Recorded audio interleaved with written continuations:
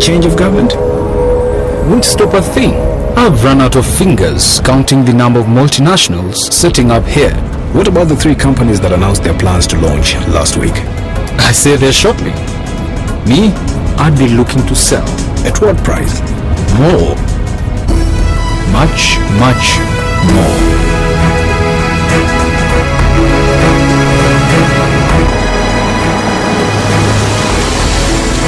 I don't know who you are or how you know these things, but one thing I'm sure of, you're in the wrong job. Here, call me tomorrow at 9 o'clock in the morning. I'd like to hear more from you. Are you ready for your big break? The East African, understanding the region.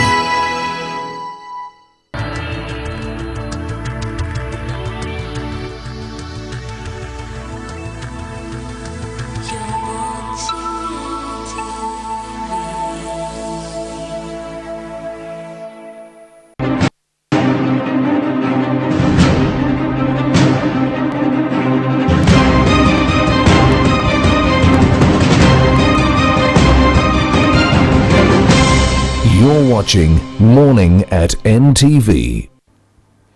Without inspiration, the best minds remain dormant, and that's what we here at Morning at NTV do. We are here to inspire you, to kickstart your morning, and it's a Friday. What better way can we do that than adding more color into your morning? A very good morning. We're glad you're watching Morning at NTV, whether you're at home, whether you're at work, whether you're in your car and you have one of those gadgets. Thank you for watching us. Welcome to the show today, Friday the 28th of March. Starting us off is the question of the day.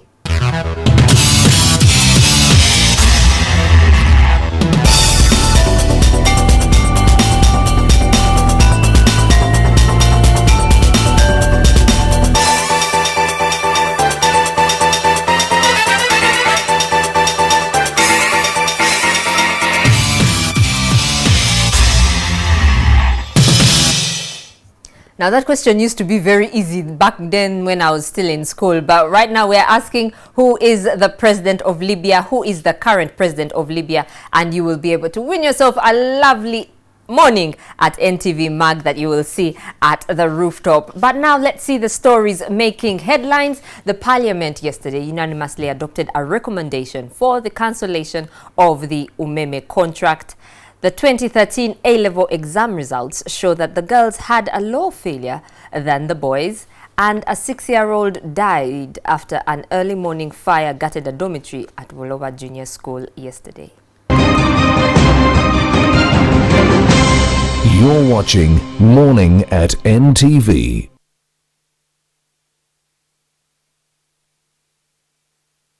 Sanctioning the cancellation of the contract for power distributor firm Umeme to save the country from making further losses. During the heated debate, Prime Minister Mama Mbabazi tried to block the motion, claiming it would send a wrong signal to investors. Umeme holds a 20-year electricity distribution concession. As Maurice Ochol reports, Parliament has also recommended for the termination of Escom Uganda's contract.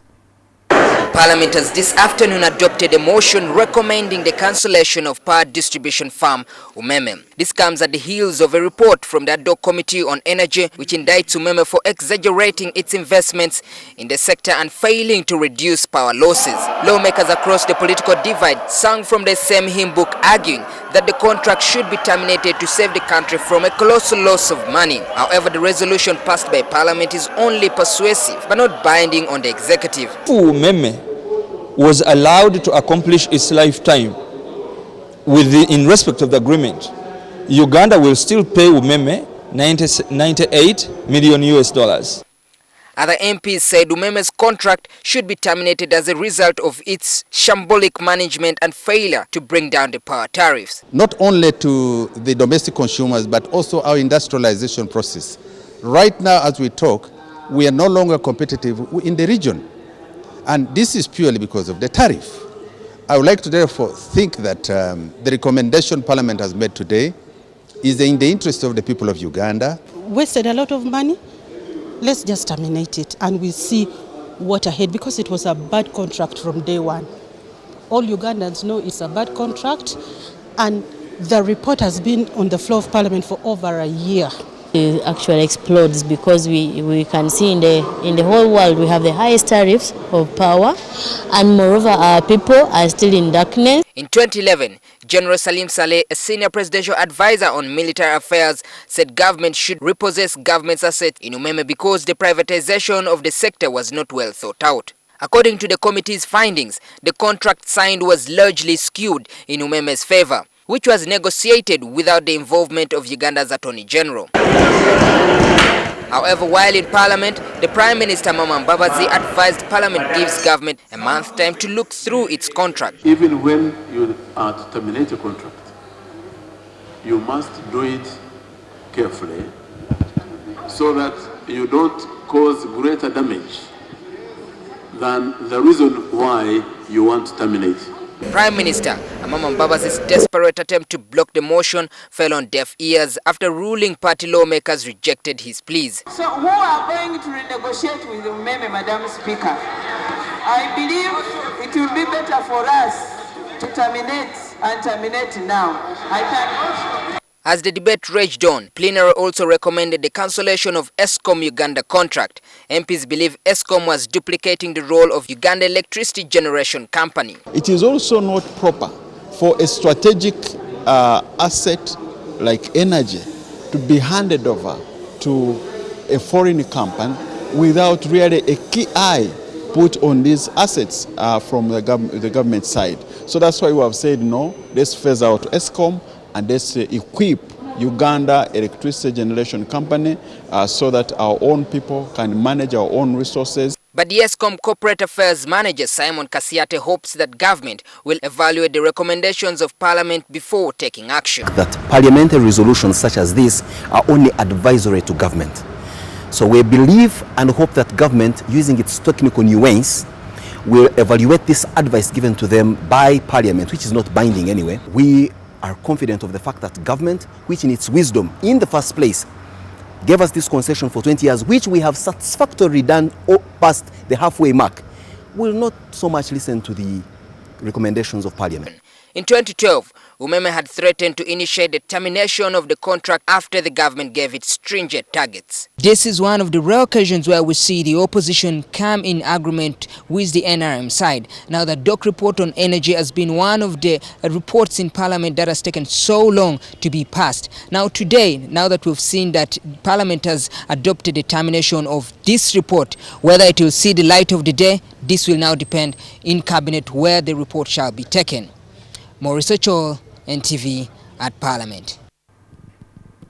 The results of the 2013 A-level exams show that girls have had a low failure rate than boys. However, history, entrepreneurship skills, literature in English and biology were poorly performed. Overall, 2013 also witnessed a dramatic drop in the number of examination malpractices. Florence Nalimba reports.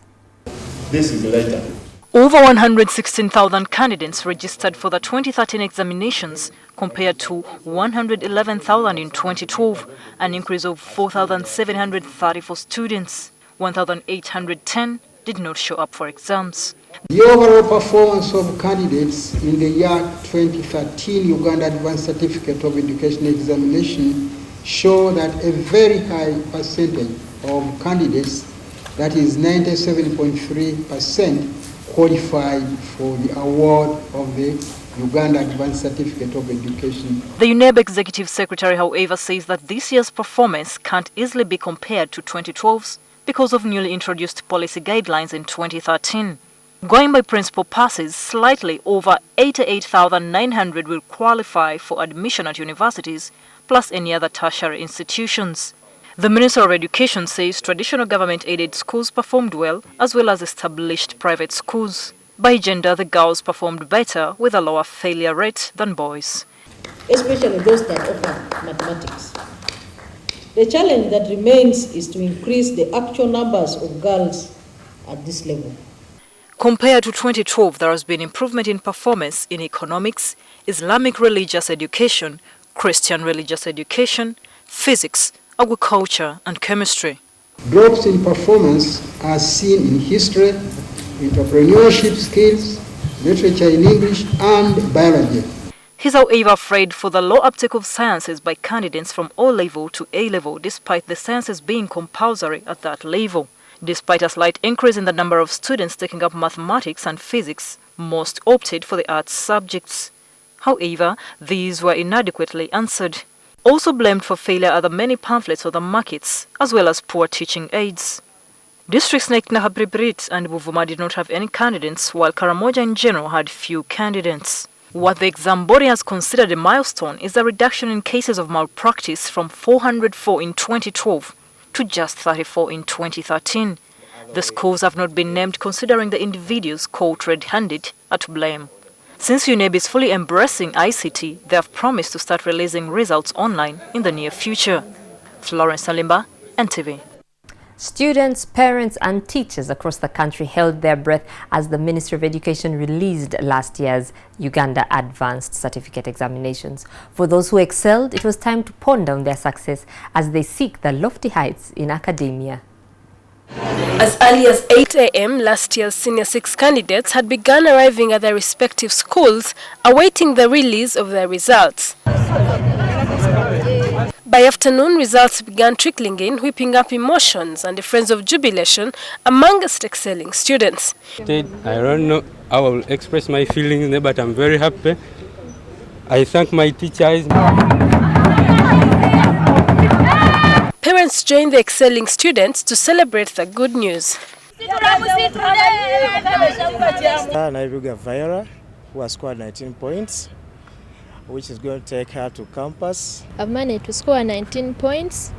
I really thank my teachers for the great work they have done. The light, the brilliant, the bright pillars of Uganda.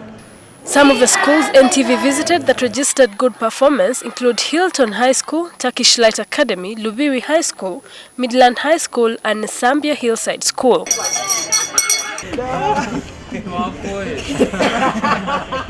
I think I'm extremely happy and I cannot precisely express the joy that I feel right now because I am too much happy because of this performance. I was working, so I had to ask my boss to let me go and I came here. I got 16 points from PCB Submar. I've been taking PEM IUT. I've scored 20 points, so I'm hoping to become a civil engineer in the future. Shilanduchere, NTV. We do wish them the very best in the future. Well, on a sad note, a 6-year-old died yesterday morning after fire gutted a boys' dormitory at Buloba Bright Junior School along Michana Road. Another pupil and the school matron suffered serious injuries. Fire gutted this dormitory at 4 a.m. while pupils were asleep. Many were lucky to survive the fire, save for Moses Kauma, a 6-year-old. That's why we were sitting. But I'm saying the other one, which... The school authorities first attempted to conceal information about the child's death to his mother.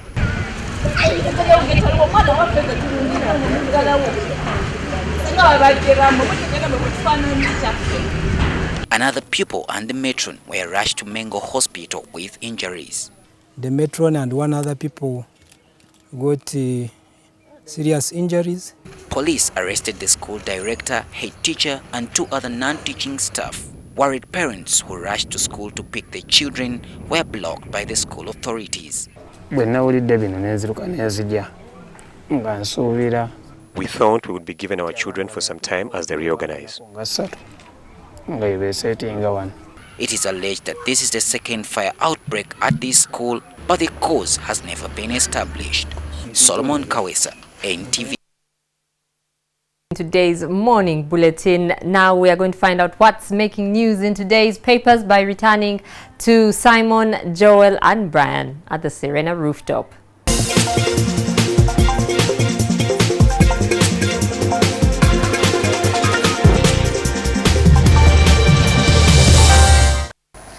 Yes, it's a wonderful Friday morning, the 28th day of March 2014. And yes, it's a different outlook here at the rooftop of the Kampala Serena Hotel as we bring to you the press review on Morning at NTV. My name is Simon Kasiate and I'm ensconced between 2, I don't want to call them shabbily dressed gentlemen, but yes, relaxedly dressed gentlemen.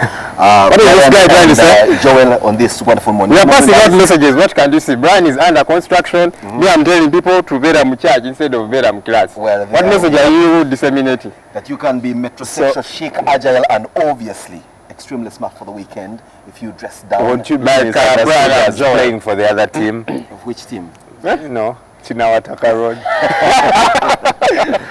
Where we have with us copies of the Daily Monitor and the Observer, which is a tri-weekly that is today celebrating 10 years. It's been a 10-year long journey for the tri-weekly Observer. Let's remember that it started off as a weekly, it became a bi-weekly, and now it's a tri-weekly.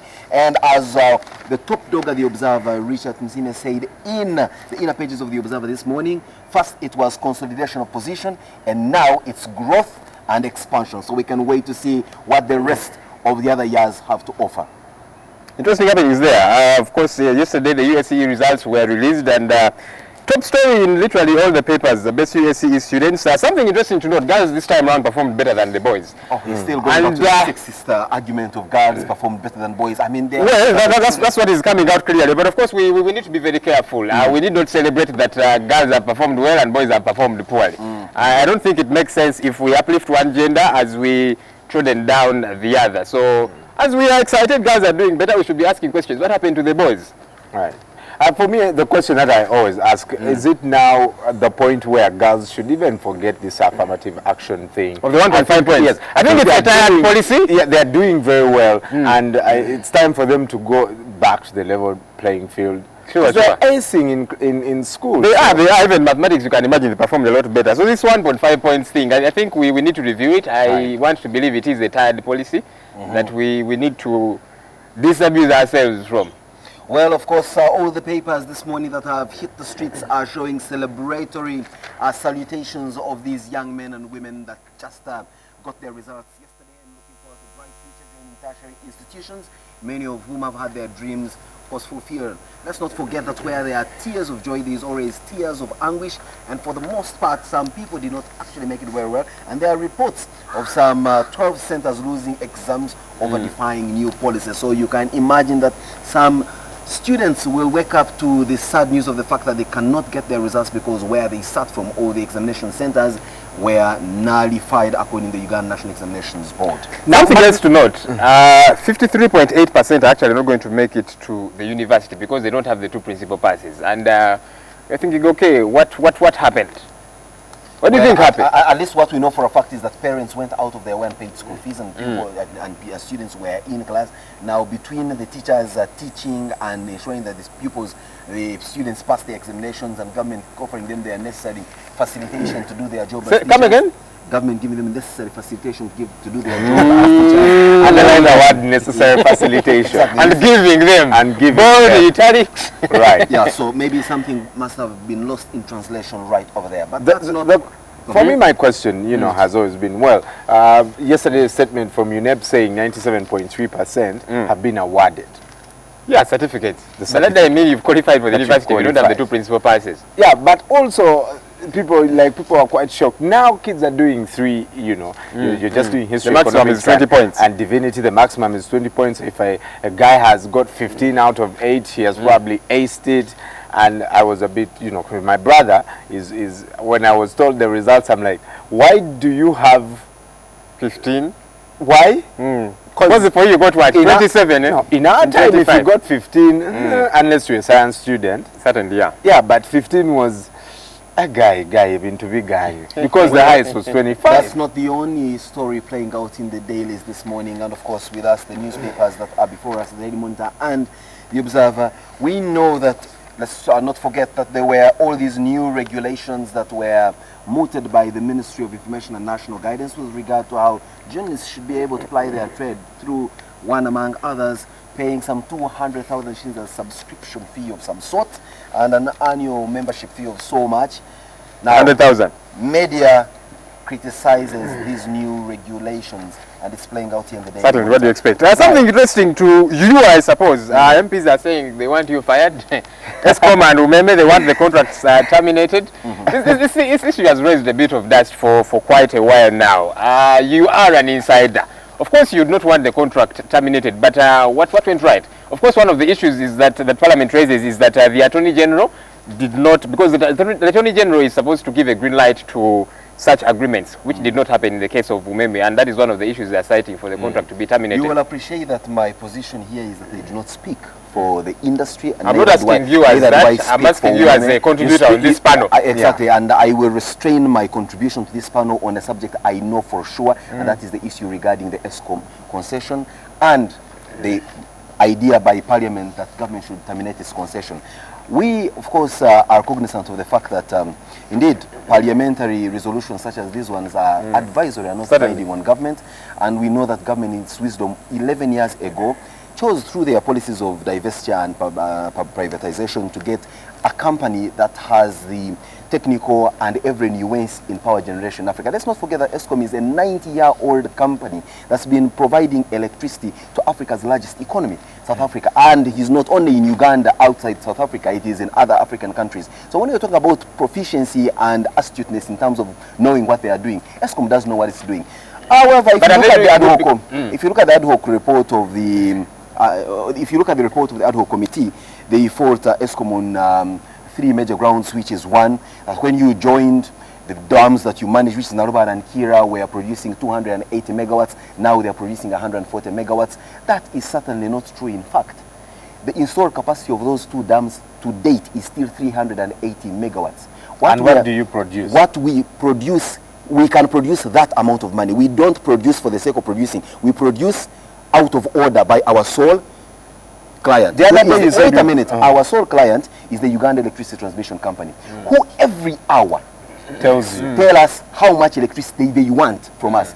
And we reply to them every hour telling them that given the amount of water government allows us to use from this dam, and our capacity and the way our machines are running, we are able to meet and exceed your demand. In fact, for the last 11 years, since Escom started, there has not been one single day where Escom has failed to produce enough to produce the amount of electricity that UETCL has asked of them. So if you say that we are not able to produce, what are you talking about? Okay, that's a story that's going to keep panning out. We wait to see what happens. Betty Kamia here does say, my colleagues in the opposition, Uganda's problem is not the EC. And the commentary here in brief says, we must get away from fighting consequences and symptoms to fighting and addressing ourselves to causes. Mr. Chigundu's EC is just an agent, not the real cause of fraudulent elections. After all, Mr. Chigundu is a factor in disputed inter-party elections. Let me take you back to this energy thing before going to the politics of the We are choosing to speak. I want to make an invitation for our viewers are very dear to people like ourselves,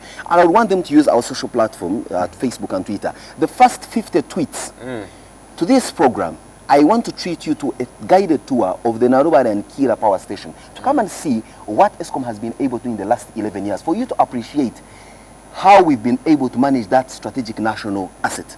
For you to be able, because you see, much of this debate is going on from the realms of a lot of ignorance. Many of us have not been to that dam to see exactly what takes place there. Do we have to? Yes, of course. What we want is results. I mean, at what point have you heard that, in fact, what I know for a fact is that there is more generating capacity of electricity in this country than the amount of electricity that this country can consume? Simon, for me, if you tell me the other day you are saying we produce literally 300 more than what we consume. More than that, in fact. So is our client not supplying to us? Because I don't care what you produce. If in my house I pay that bill on time, but I don't see that, and you tell me you generate more, then one of you... Now, maybe what I will tell you is that, let's use an analogy of a restaurant business.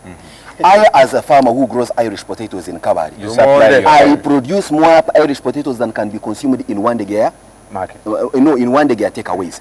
Now, if along the way there are trucks that get spoiled, along the way there are bad roads that are unable to bring my Irish potatoes from Kabari to the plate of Molondo in a one day takeaway, that certainly cannot be the problem of the guy that grows the Irish potatoes. It possibly is something down the chain of the supply chain, that possibly the guy in one day possibly does not have enough capacity to cook enough Irish potatoes to supply you 24/7 when they claim to be 24/7 takeaway. But at the end of the day, there has never been a time when you walk into, if there has never been a time when you walk into a takeaway and they tell you, by the way, Irish potatoes are no longer being grown in Kabari. That has never been the case. So we continue to generate. But sometimes they say they are in short supply. That is certainly a case with food, but with regard to electricity, we are always. Of course, I was still engaged to that. But anyway, away from Umeme and Escom, there's another commentary here. Somebody saying you can't depend on handouts for sustainable development. And that goes to Ugandans that are very good at handouts. I think we need to get to a level where we get hand-ups as opposed to handouts. But also as a government, government has been crying foul. Donors are running away from us because we did a cent to the anti-gay law. And I'm thinking, good for us, good for us. We need to grow up. We've got a lot of money in this good country.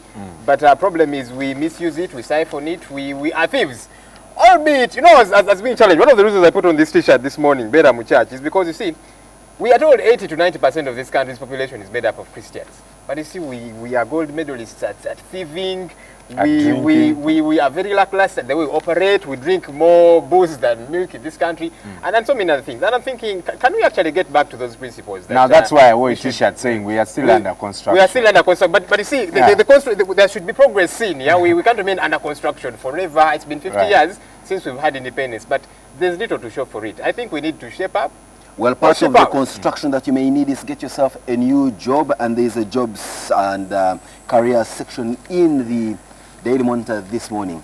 Perhaps that's a message that's going to those who work for companies that have been asked to... Yeah, Escom and well, yeah, we are taking a very close look at the job section of the Daily Monitor this morning. In the next magazine, of course, they're talking about Hangout. Let's not forget today is a Friday, and so much of the news is on the light side. And of course, you know that your favorite weekend pullout in the Monitor is in here, Scoop magazine, with all the interesting 411, and there is a feature on Uganda's showbiz business. So if you are interested in getting to know what happens in the world of showbiz, this is a pullout that you obviously cannot afford to miss. It also sets the mood right for the weekend. What do we have in the Observer? Observer, of course, having so many features of almost every staff member, and one of the guys that one of the guys that I worked with, Moses Mugalu, a very brilliant man, but also a focus on Aliro and Simon. You work at you write for the Observer. You're a fashion columns. I'm still trying to comprehend that. You don't get it, eh? I don't what get you mean it. It doesn't play out? Simon, you talk about it as a fashion, he's a fashion guy. But he's not very bad at. He tries, yeah. He's not very bad. Yeah, not very bad. But Aliro, tell us about Aliro and the contribution he brought there. Well, of course, it's also, just correct you that you would not narrow my understanding of Kevin Aliro for the fact that I write a fashion column in the Observer. I did work with Kevin Aliro in my last 15 years of journalistic practice.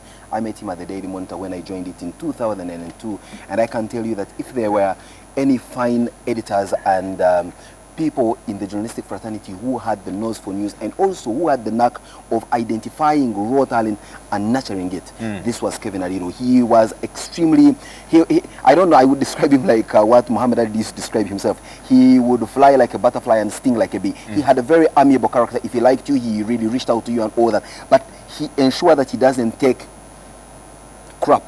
I mean, you had to deliver. For him, it was about delivering the result. Right. And this is a man who would go the full length of getting a story. If it meant sleeping in the office, if it meant going without a meal, if it meant going to places that others dare, he did and encouraged many of us to do so. And for me, it wasn't a surprise that when he started up the Observer did not become like many of the newspapers that we see getting started after the Daily Monitor. You know that newspapers' mortality rates in this country is very high. They always fold less than their first birthdays. If they struggle hard, they celebrate the first anniversary and they fold. But as you can see that the Observer had a proper strategy. Start off as a weekly, they get bi-weekly, now they are tri-weekly. And all this they are doing without owning a printing press. So it's not always that you must have all the necessary gadgets that you have. And it's about resilience. Unfortunately, yes, he did pass on before he could realize this. But I'm sure that wherever he is, he knew for a fact that the Observer would hit these heights. Right. And this is what we call proper workmanship. Whereas, yes, you have a bulk of many Ugandans who are lazy and do not appreciate the issue of patience and resilience when it comes to startup. That's not true, of course, for Ugandan. You have many Ugandans here, and I can say that there are few people who stand out as exceptions, and Kevin Aliro is certainly one. Do we still have the, the caliber of, or is there a promise of a caliber of the Charles Onyango Boys, the Aliros? Do we still have hope? Every day government comes out with all these media laws to. That's the problem. I think we do, but many times they are curtailed. They've been pushed to the wall. And then some are fearful. Of course, there are those who are saying, look, we are digging in our heels, we are not taking this relying law. we are going to resist. But I don't think that Charles Onyango Bo, Kevin Adiro, all this old breed of journalists ever faced any lighter reaction from government. You know how many cases Onyango Bo has had, how many times he's been arrested, how many times the Daily Monitor was closed when these gentlemen were at the helm. It clearly shows you that they had to surmount all these sorts of pressures coming in from government. And you see, you can winch all you care about the adverse effects of that life is throwing at you. But your ability to make lemonade out of the lemons that life throws at you is what makes you tick.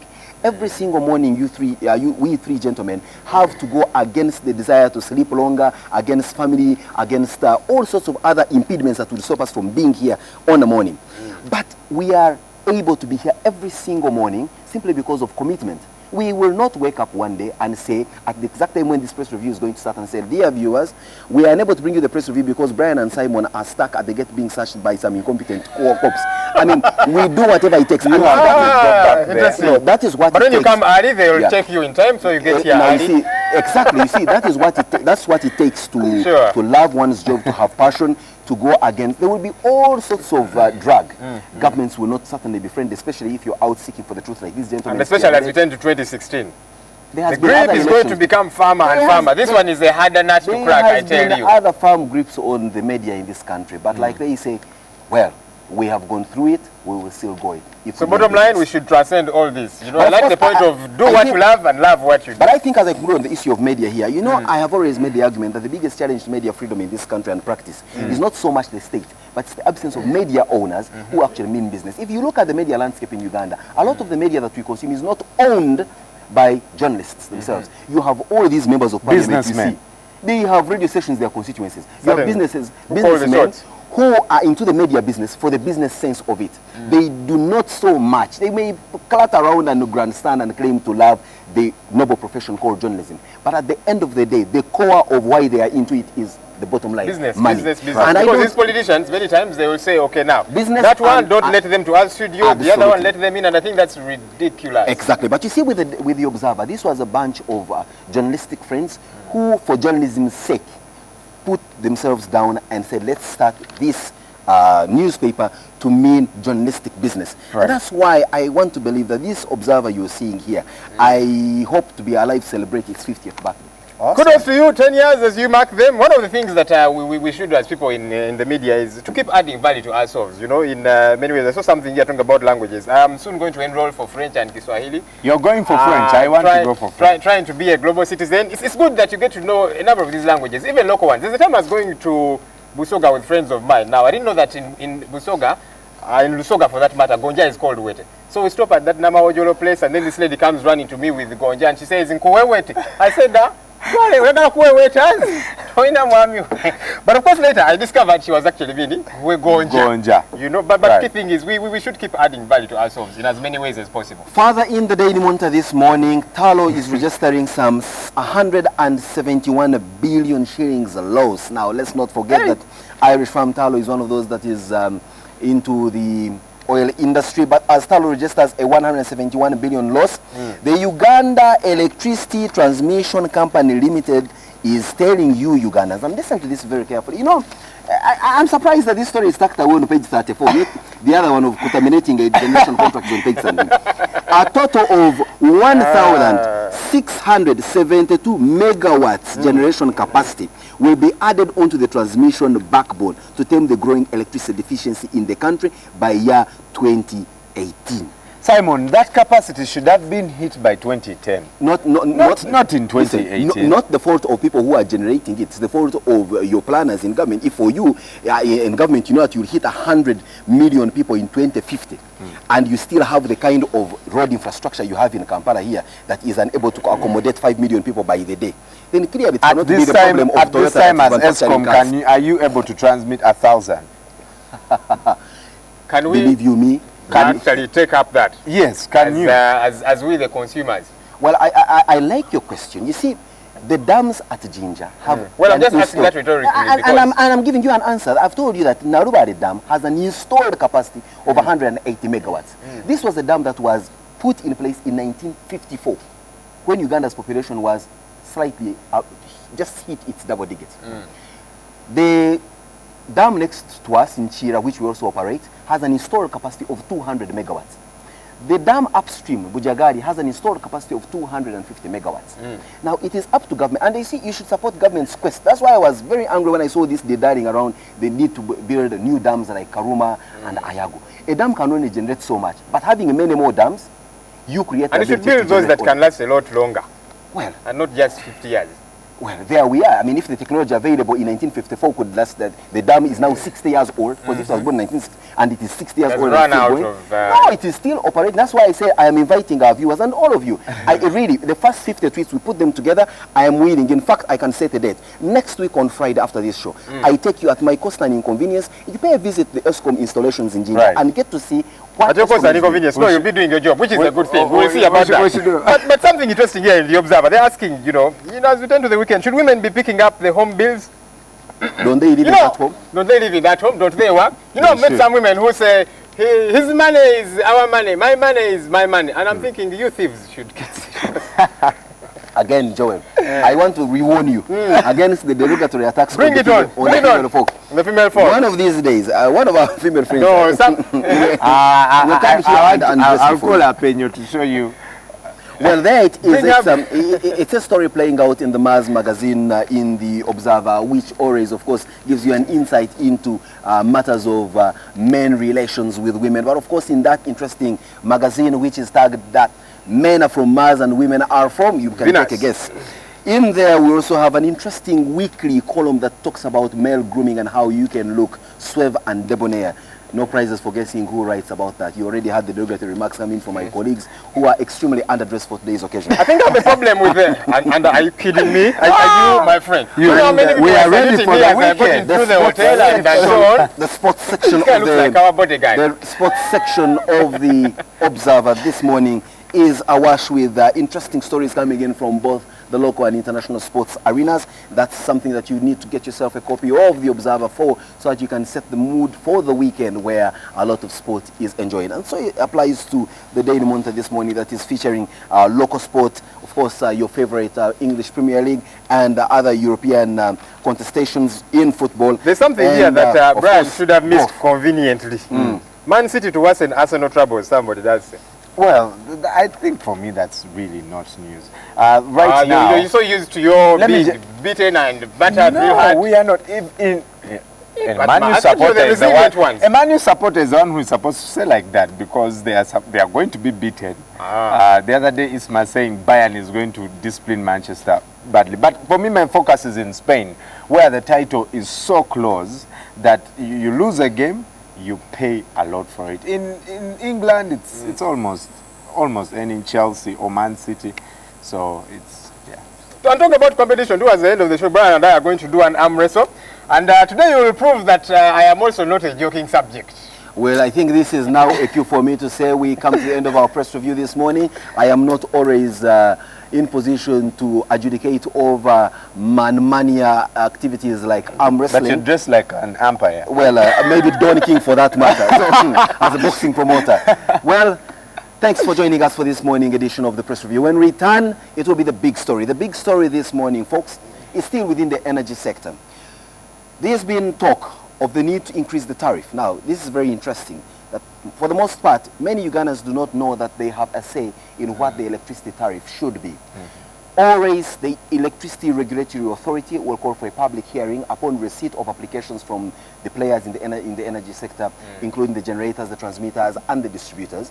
They evaluate them and then call for a public hearing for the ordinary citizens who consume this this commodity. Are the public hearings at the Sheraton or Serena? Well, where would they be? Nambole Stadium? Put them at Nambole. I mean, this may not necessarily be within the ambit of my job, but clearly I'm saying that today there will be a public hearing called by ERA at the Imperial Royal Hotel. Is free. See what I'm saying? Who is going to go there? Who is going to go there? Why wouldn't they go there? No one will go there. No, I have asked the question. Okay, no one will go there. There will be some companies that will go. No, why wouldn't they go there? People are invited for free things this side of the city, and they still not go. Take the public hearing to Nachivubo Stadium. That's where the consumers of electricity are. Take the public hearing to Bwaise, where the people who consume, who steal electricity are.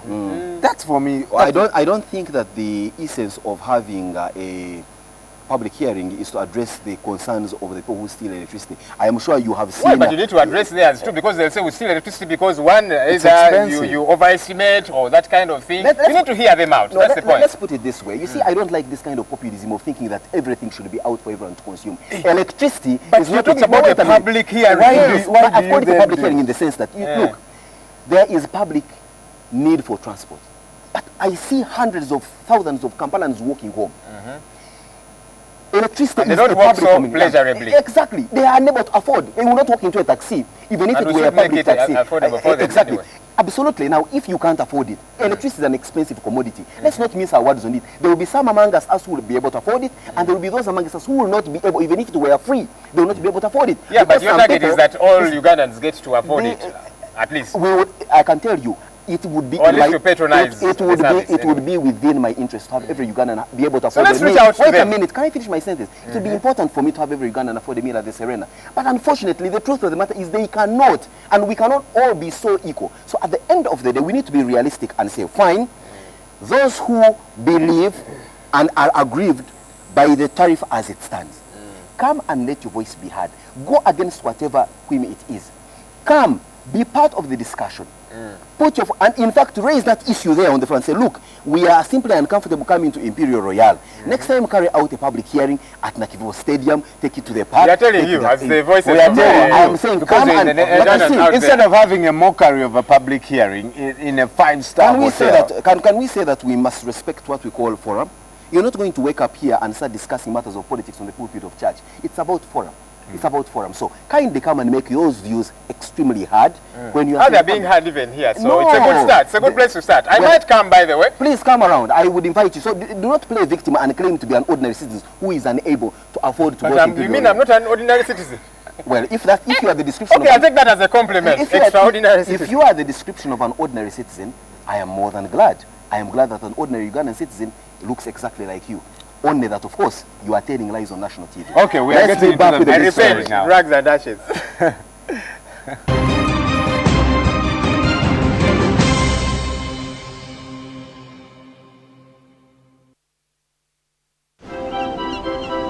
Every idea we have begins with you. The way you connect. Good morning. How you browse. How you share. And how you interact with the world around you.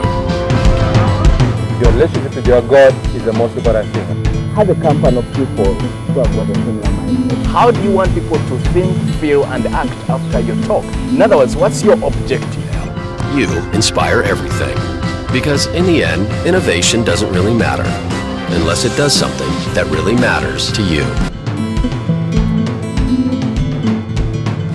And we are HTC.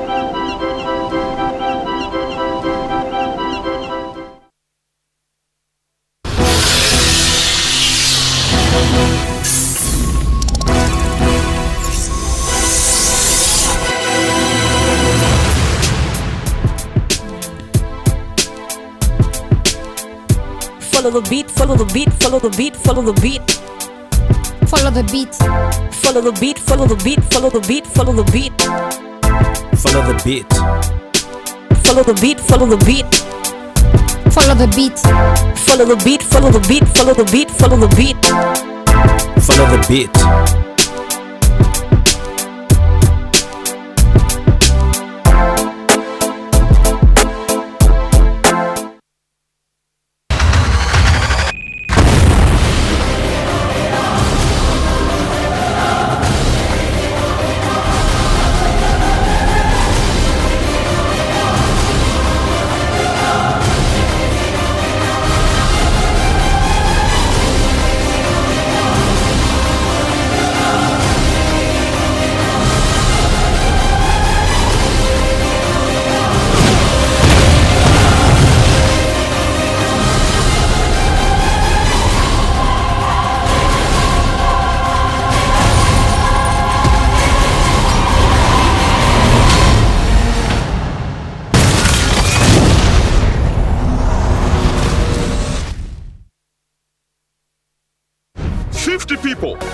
days, one task.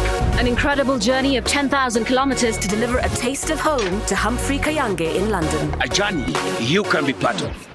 We're looking for 25 people to say twende kazi and join the Tusker 25 on this mission. Join me. Join me. Join me. Join me. Join me. Join us and be a part of Africa's most epic TV show. Twende kazi.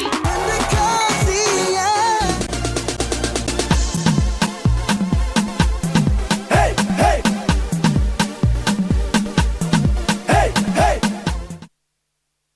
I'm gonna blow your mind and I'm gonna twist your taste buds.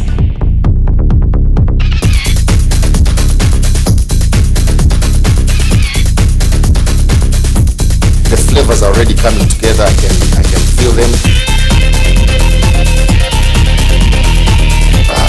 Very lovely, very appetizing, very powerful.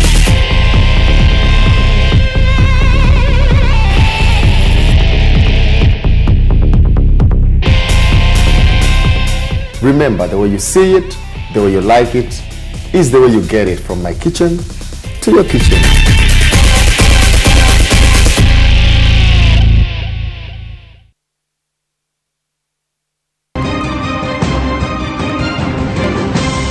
You're watching Morning at NTV with Simon Kasiate, Mabel Kebirunji, and Brian Mulondo.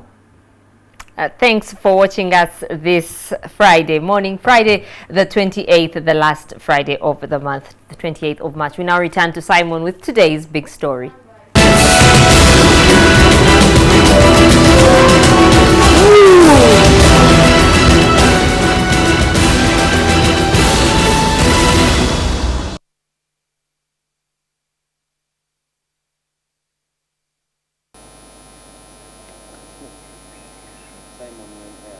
Well, wonderful morning. We come to you live from the rooftop of the Kampala Serena Hotel. And yes, we are discussing the big story this morning, which is in regard to the electricity sector.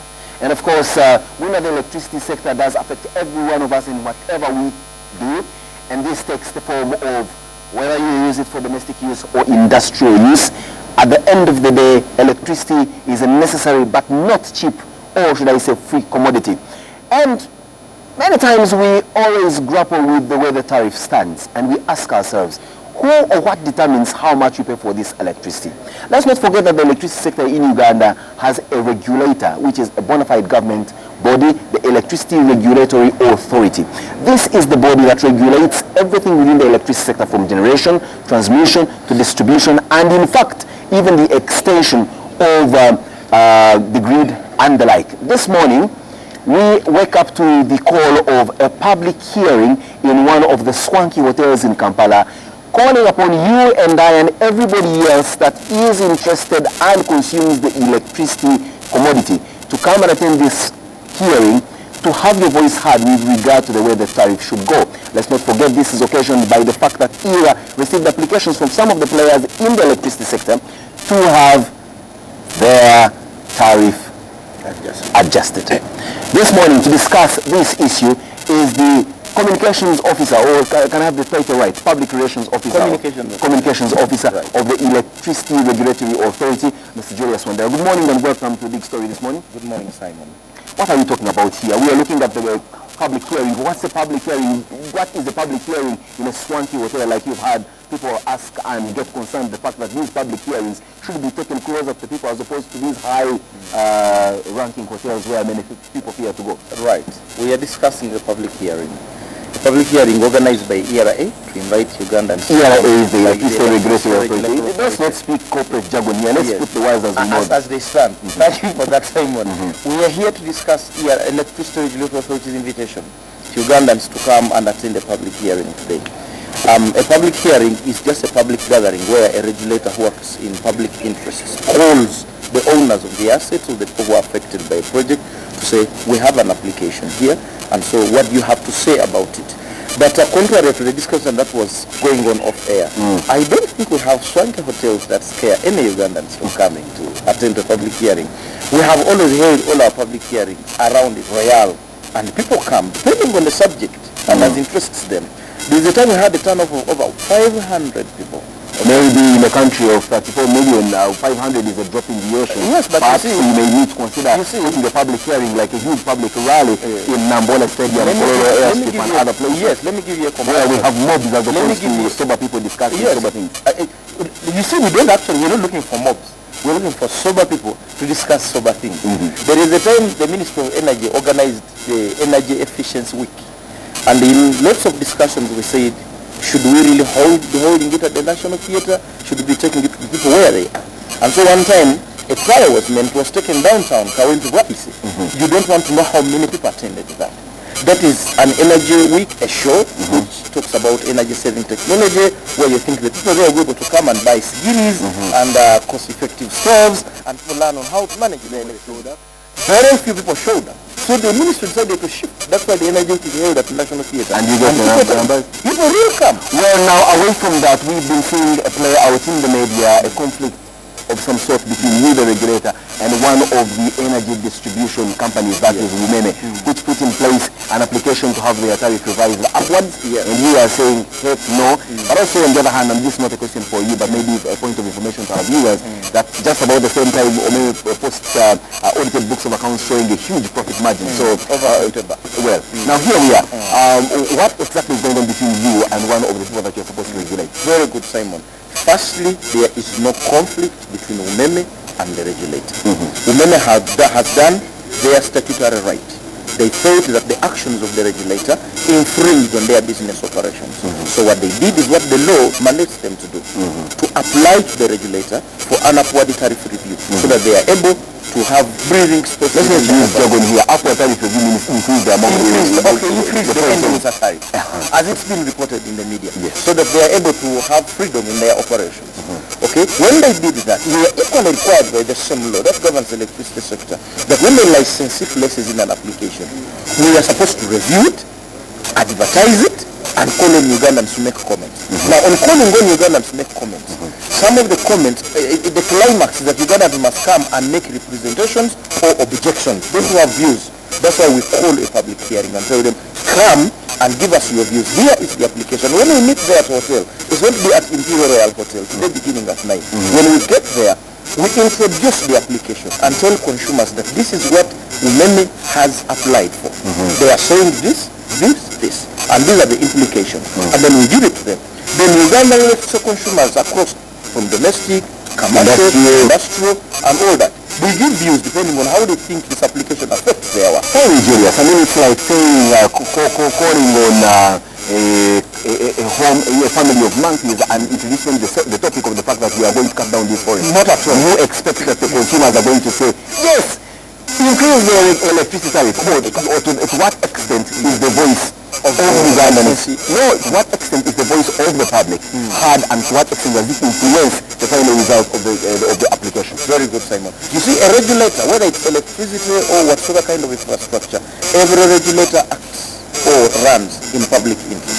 The reason regulators are there is to ensure that the public is protected. Not only that, but to also ensure that licensees or investors who bring their money and put it in are equally protected. How are you able to balance it? Yes, it's a balancing act.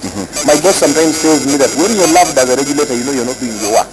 Each of these sides will feel that you are actually infringing on their rights. And you're not representing their interests very right. Consumers think you're not representing them, the licensees think you're not representing, so you're in the middle. Let's frame my question as to what extent are the public's voice heard with regard to what extent is the public's voice heard? When we call for a public hearing, that doesn't mean that that's the final decision making. We do our own computations and analysis of the application, and then we listen. Before or after the public hearing? We do that before and after. We understand it first before we take it to the public. You don't take it to the public what you don't understand yourself. After we have analyzed it, we take it to people. Then the views that people give us, inform, but then thereafter we sit down and do analysis. And what happened, Simon, very interestingly, that after we have left the public hearing, we call now institutional representatives or key stakeholders, like representing manufacturers, police institutions like Uganda, the Economic Policy Research Center, and we come and sit on private sector foundation, Kasita, and then we sit in the round table. Uganda Journalism Association. Yes, we do. We do all that. Then we sit in the round table in the ERA boardroom or in another place, and they see how we are discussing with these licenses regarding the application. The views that come out of all those processes are presented in the report to the board of ERA, and the board makes a decision basing on the analysis we've given them, the views of stakeholders who have come, and the final analysis we have done from a selection of stakeholders who meet, who represent. Where I, as an electricity consumer, the last time I remember ERA coming with a downward alteration to the tariff was the most recent one, where we reduced our tariff by 4 Ugandan cents. But for the most part, we are always increasing. Isn't it a lost cause for me to spend my man hours to go to Imperial Royal and sit in there in what some people here describe as a mockery of a public hearing, and at the end of the day, the results come out showing that tariff increase? What confidence can I have in you as a regulator that you will have my interest at heart as a consumer? And here, I am going to give you the confidence that you need, Simon.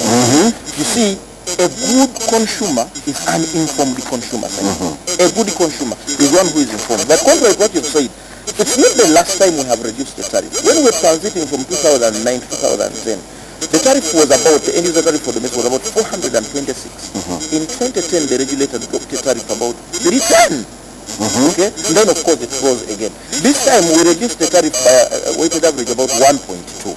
But even this whole process of us reducing that goes through a consultative process.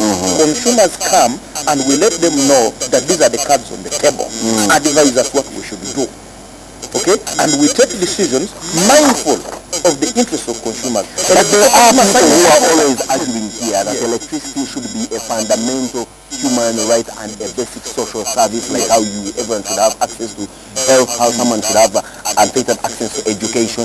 Yet we also know that electricity is not a cheap commodity. How are you able to balance between the fact that there is clamor to have electricity for all, but at the same time this is not a commodity that comes cheap for free? That doesn't come for free. Exactly. Now, Simon, let me tell you something. You see, there will always be voices coming from everywhere. But the most important things from our interactions with electricity consumers, not only here, but even with what's happening in other countries, electricity consumers desire 4 things. The first thing is reliability. They want to be sure that when they get into their house, they will press a switch and the house will be on. So this thing of telling us there will be outages here and there, that disturbs them. The second thing they want is affordability. Okay? But affordability with charges that are fair and at reasonable levels. And what consumers want always, explain to them, if you're a unit of electricity 524, what is the rationale? Okay? Why? And that's why we call them for these hearings and tell them, these are the factors that have contributed to this. The third thing that consumers are looking for is simplicity. In the information you give them, you as a regulator, and you as a distribution company, to what extent are you able to understand that there is this, and this is building up for the protection and final and empowerment? And that comes on our side. Consumers want to know that the regulator is there. That when the licensees are applying for this, we don't wake up in the morning and say we have granted. Now, let me take you to the second part where, what electricity consumers really want. The second part, just repeat it for us here. The second thing is affordability. Very good. Now, when it comes to the issue of affordability, do you think that Ugandans are within the norm of affording this service? Yes, I do. For the most part? Yes, I do. For the 500, or about 500 also customers who are connected in the national grid, they have the ability to pay for this electricity. If we go down, what about those who steal the electricity? How much? Stealing is a mentality, Simon. Somebody said one time that people steal electricity because it's expensive. And then I asked them a reverse question. Do you steal whatever is expensive in life? Otherwise, you'll be seeing Mercedes-Benz as being Thank you very much. They will be going everywhere as opposed to liquor from yours. People have a mentality that electricity should be stolen, and that's something we are fighting against. But you hold the public to show up. The public, for the most part, doesn't come in the big numbers that you experience. That I don't want you to use your words onto. You call people to come, they do not come. Then when a decision is made on the basis of the few that arrive, then you have a staccato of voices coming and looking at you and saying, you are inconsiderate regulator, going to force point. You say, you are not protecting them enough. Then even how are you able to meet this kind of quagmire? Don't even make up there. You invite people, you do everything, tell them come. There are even those actually who claim to represent consumers, that they are members of consumer protection whatsoever.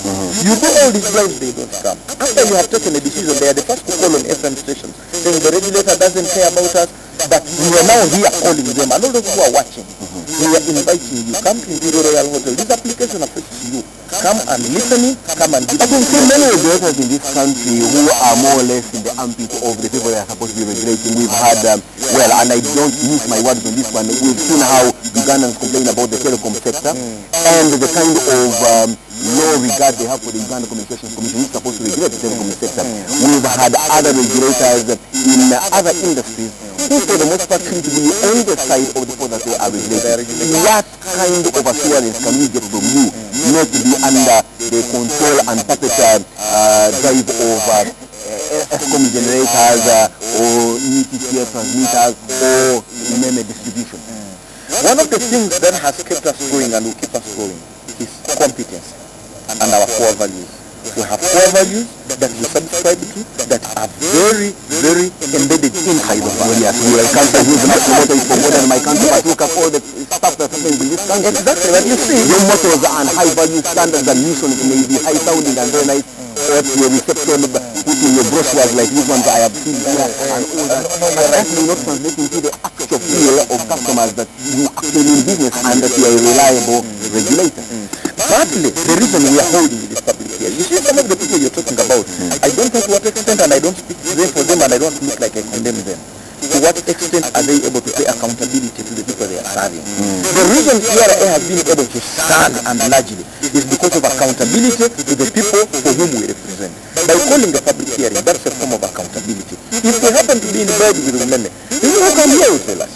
We hold members of parliament, we meet members of parliament for workshops. That's a form of accountability. We meet the ministry that supervises us for accountability. We do that. We go actually to the grassroots. And last week, you remember we spoke on the phone, I was in Chenjojo. From Chenjojo, we went to Hoima. We meet electricity consumers there and give them the accountability. If you are in bed with your licensees, immediately you stand up, the first thing will be, we don't see you. What are you doing? Well, there you are. But I will ask you a final question as we conclude this section. News coming in from Parliament yesterday indicated that members of Parliament have advised government to cancel the concession agreements of the biggest power distribution company, Mene, and your biggest power generating company, Escom. From where you sit as a regulator of the power sector, is this news music to your ears, or is it extremely disturbing how you handle it as a government regulatory body in this sector? Simon, these are very challenging things. But what I can say is that Mene has got a concession agreement with the government of Uganda, so that Escom has a concession agreement with the government of Uganda. I certainly know that government is very careful in the way it handles this. One, in protecting its relationship with its investors. Two, in protecting its consumers.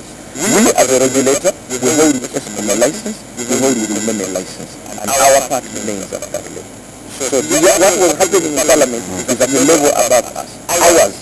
The relations between other people with the professional nuance who can tell us whether indeed Escom means business or Women means business. So that we just ask you in a matter of yes or no. Do you actually think that these two companies, Women and Escom, are actually living up to the dictates of their concession agreement? Yeah, you see, yes, no. Escom, I cannot say yes, no. Escom took over the Owen Falls project. Now Falls Nagubari, in the early 2000s. Women came in 2005. If you want to pass a judgment about them, look at the progress of their work since the time they took over to today and judge. Is there growth? Is there value for money? Then you pass a decision. Well, the parliamentarians are saying that there is no value for money given that the government is saying a company limited, Uganda State Generation Company Limited, which has the same professional name as Escom and perhaps that is doing the same thing, the making electricity. So in that case, the taxpayer is according to parliament having what is called double jeopardy paying for two. So yes, but Simon, now, to be honest with you, that one, you host Kenya Mago from the Minister of Energy. He can speak at that level. I was speaking yesterday about the license Escom holds with us and the license Women holds with us. I will speak. But that one, first Mr. And to that extent you're saying that the license that you have with Escom and Women, these two companies are meeting their part of the bargain to the letter. They are meeting their part of the bargain, and where we have issues with them, we are always calling on the public, we are always like we have told them today. Please, those of us viewing us, come to Imperial Royal Hotel today at 9. I will tell you for making that advert. Now with that, opposed to the big story this morning when we returned it, Simon says, but let's also not forget that I am in a position of Dracula taking charge of a blood bank. I happen to work for Escom Limited after this show, and so I am clearly a very interested party in this discussion. But of course, that also gives me the confidence to tell you that I know what I'm talking about. We'll be right back.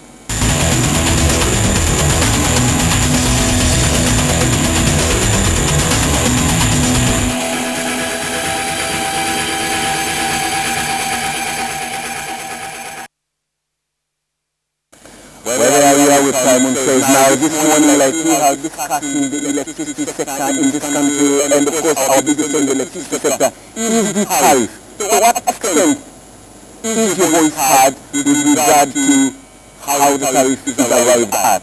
This morning we are invited to a public hearing. Many times we are invited to have our voices said, even when it comes to elections. Let's not forget, in the last election, 2011, we had less than 55% of the Ghanaians showing up at the vote. So at the end of the day, you have 55% of the Ghanaians determining who will become the president for the rest of us. If you do not go to polling stations, have your voice heard, to cast your vote, you obviously will wait and someone else will determine who becomes your president. Likewise, if you do not attend a public hearing and make your voice be heard and express your sentiments as to why the tariff should not be adjusted the way it is planned to be adjusted, you have yourself to blame and no one else. So such clarion calls are important for us to give. Yes, let us be there, make our voices heard, and then we can have the moral authority to say, look, the regulator invited us, we spent our man hours, but at the end of the day, they considered nothing of what we said. Or we pat them on the back and say, look, you invited us, we feel we got value for our presence, and we will consider our wins and fancies. The moment you do not show up, start with us. The moment you do not show up, you have yourself to blame. At the end of the day, it is your value, it is your views, it is your participation that will determine whether or not you will pay heavier or cheaper for that electricity you so much love to enjoy. Let's have a wonderful morning and a tremendous weekend. Wherever this weekend takes you, be safe, be responsible, and let's meet again alive and kicking next week, same place, same time, to do the same, the best of you and the big story. But don't go to NTV. We will continue our wonderful quality programming coming to you when that NTV does continue.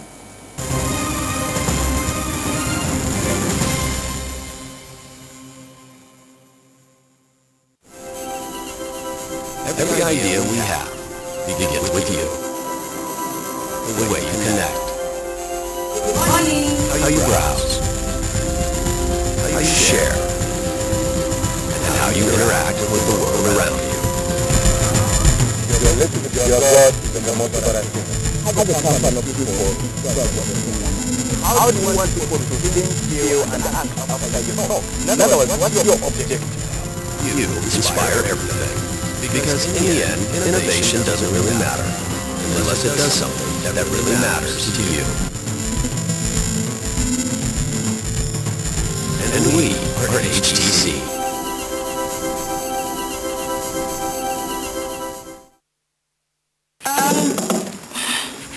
What's that? That document. Oh, that! Just some business. I came to apologize. I have no right to interfere in your life. I've eliminated the only evidence links me to Ivan Chenow's death.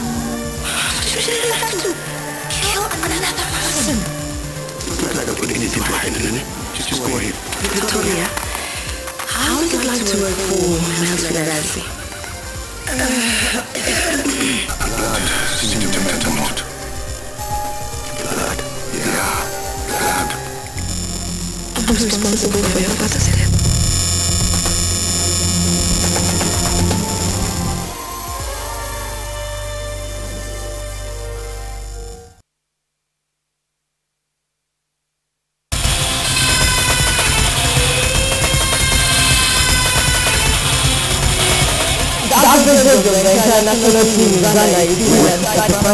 Team Uganda is to remain to Division 2. That's the only thing that can make one of the fans smile, that because they're doing well. The players are not on the game faces. They're not the animals so last season because Ferguson had the physical players and he need to deliver the Holy Grail, which is the title.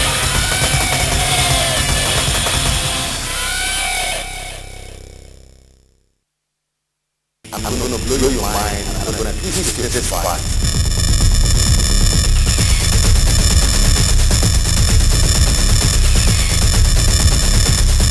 The defense of our already come together.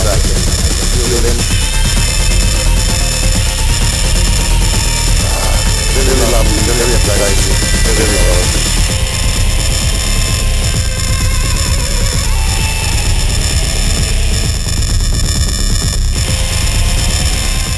Remember, the way you see it, the way you like it, is the way you get it from my kitchen to your kitchen.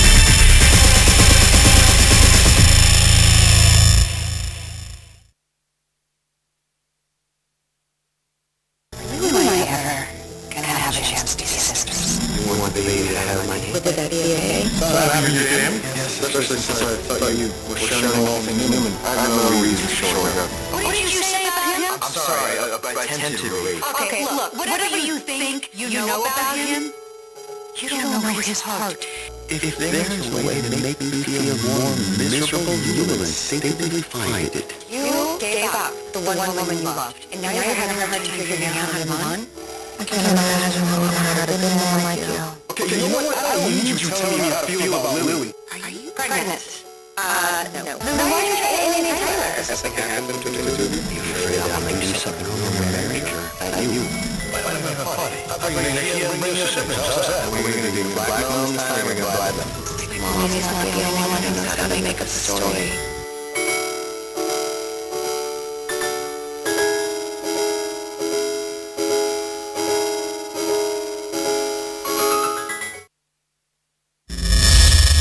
Molested when she was 6 by someone she trusted. The doctor found her walking through the door.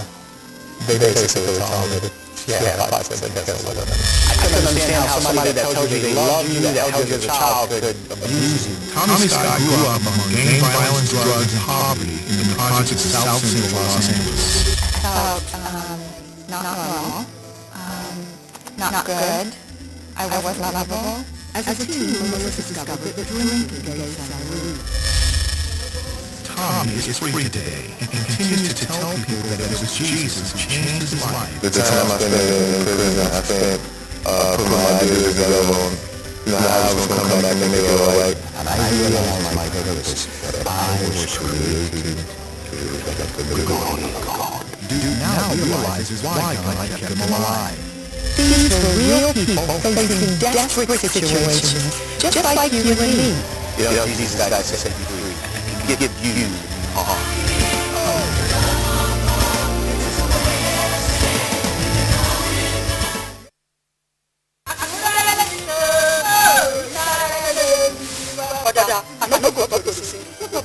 Keep singing. This is going to put you in trouble very soon.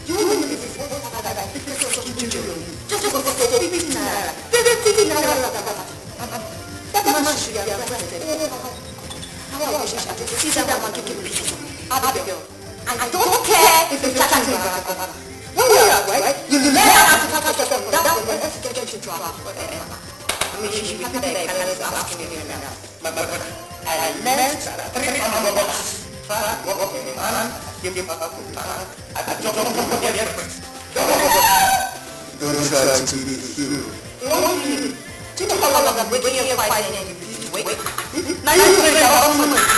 like privileges. In the vessels that Almighty God are using to heal us. What's going on? Who is she? See, I did it to my life. I did it, and I'm not going to make it cover that one and everything.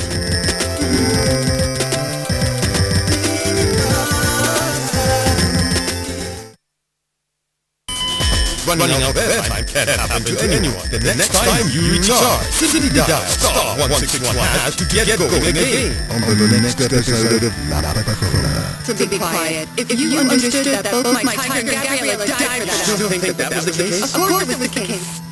But why tell you if you believe me? One spirit is very dangerous. More dangerous than a monkey with a gun. But I can train myself. But leave me alone. I've retired from business. Around here, nobody retires without my permission. And as for being a retired hitman, not even with the Pope's permission. If that's the case, you're not going to cost me very much, because your life will be ending very soon. You already smell death.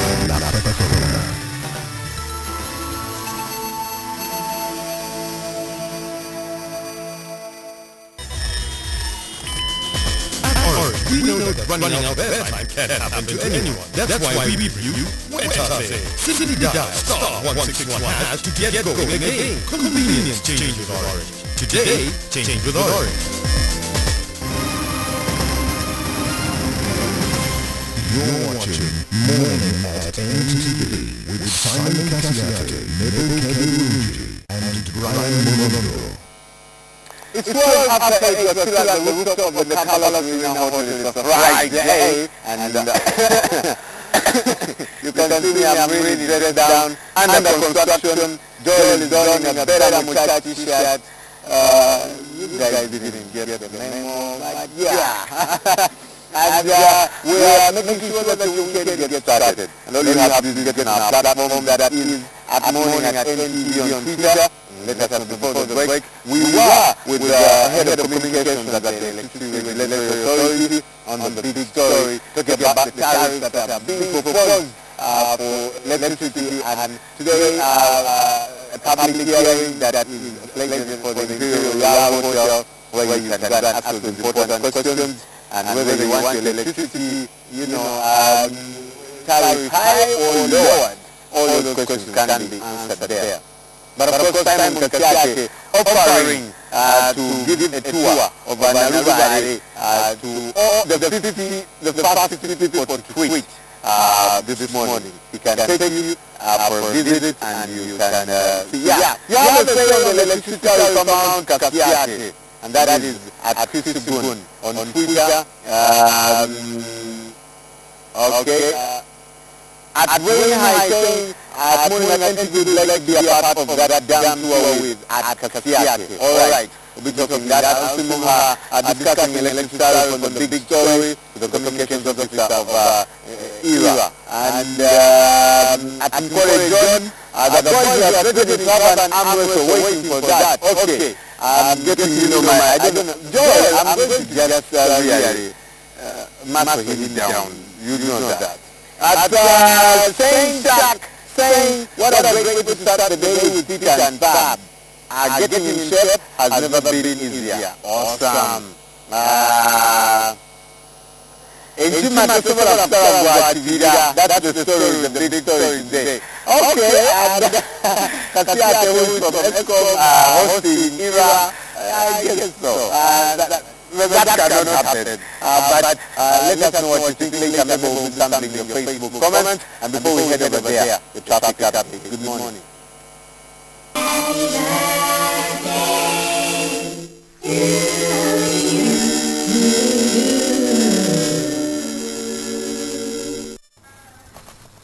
Birthday time here at Morning at NTV, and birthdays are a time when we reflect how far we have come and probably the goals that we haven't achieved, but it's also an opportunity to set new goals. Now today, Brenda Lillian, who was a finalist and a winner at Talent XP, celebrates her birthday today, and we wish her a very, very happy birthday. Dennis Mkoko as well, who lives in Dar es Salaam and went to Kira College Boutique. Happy birthday to you too. And Catalina Chigonia, who lives in Boston, Massachusetts, and works at a hospital, St. Raphael Hospital. Happy birthday to you all. We wish you many, many, many, many, many, many more years. Now moving on to our Facebook page. This is a picture we took some time back. Remember, if you haven't yet liked our Facebook page, please go and like our Facebook page. Lots of updates on our page. You also get to see pictures of the African proverb that we mention at the end of the day.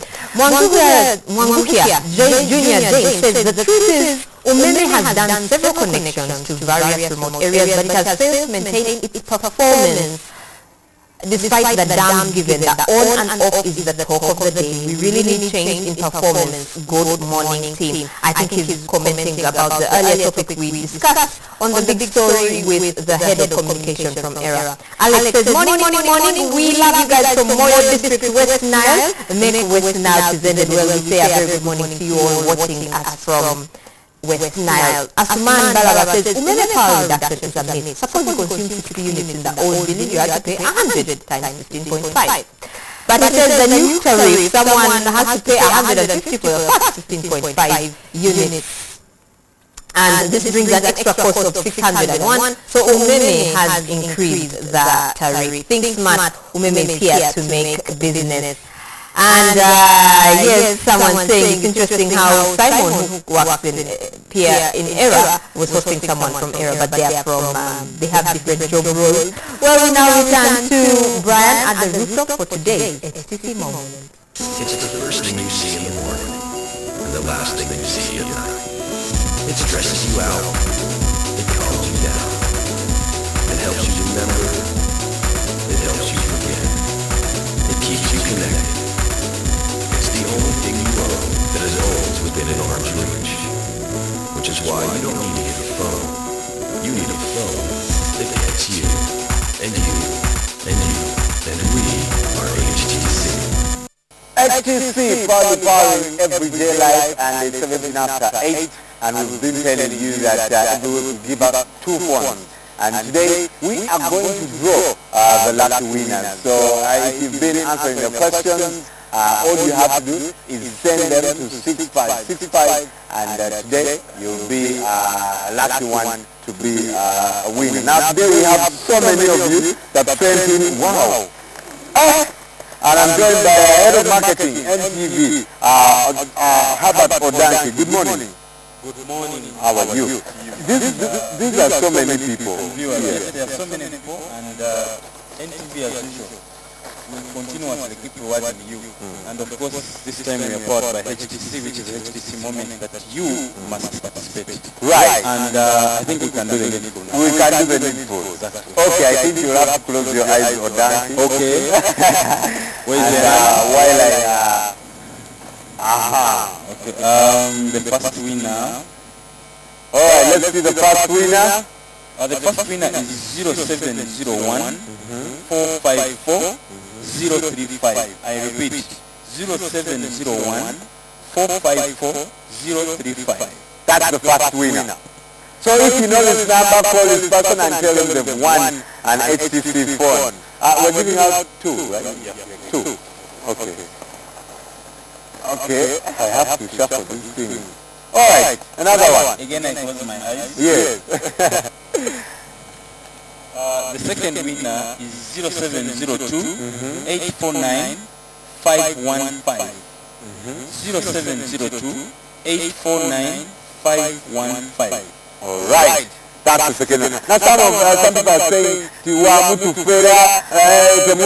so these are, all these are winners. All these are numbers of people that participated, and next week we'll also have an opportunity for you to win another of the HTC phones. So if you can't play, go to the HTC Hub at Forest Mall and grab any of the models. The HTC One Max, which I hold, HTC One Gold, the HTC Desire 500, 300, and all those. And the questions for this week have been sent, and those who have answered have won. I also want to tell them that we shall be getting back to them this day, and we'll request them to come to the hub where we shall hand over the phone on a show that will be dedicated. The hub at Forest Mall. Exactly.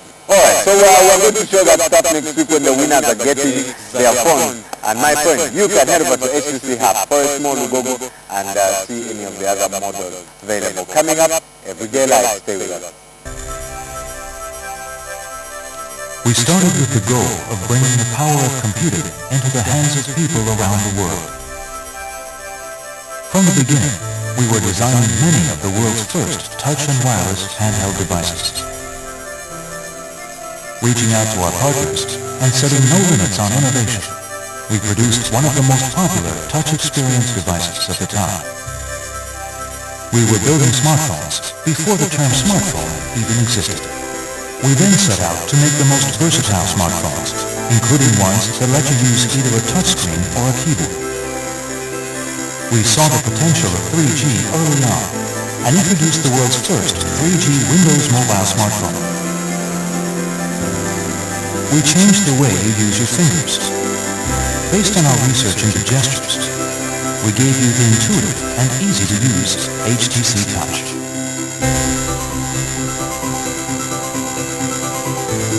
We then announced a new way for you to experience the internet with the world's first Google Android smartphone. To give you the most personal experience, we introduced HTC Sense, a user experience that fundamentally changes the way you use your phone by making things work the way you expect them to. We once more revolutionized the industry by launching the world's first 4G Android smartphone. We integrated Beats audio into our phones to deliver the most authentic sound experience, enabling people to finally feel the music the way the artist intended. We created a one-of-a-kind phone with an amazing camera that outperforms most point-and-shoot varieties.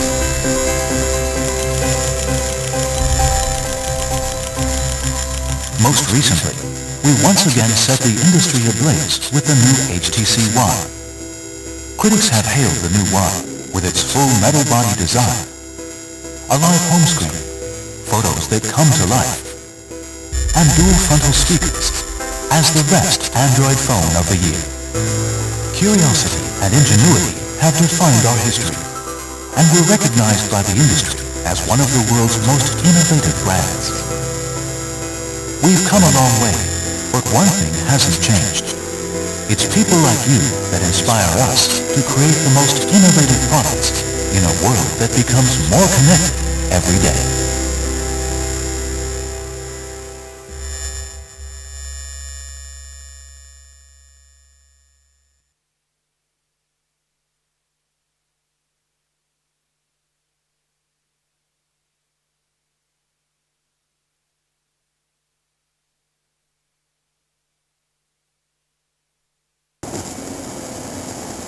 A very good morning to you. Thank you so much for staying with us. Everyday Life, powered by HTC. And of course, we're still at the Serena rooftop. And if you've been, having a car for a very long time, today you can get an opportunity.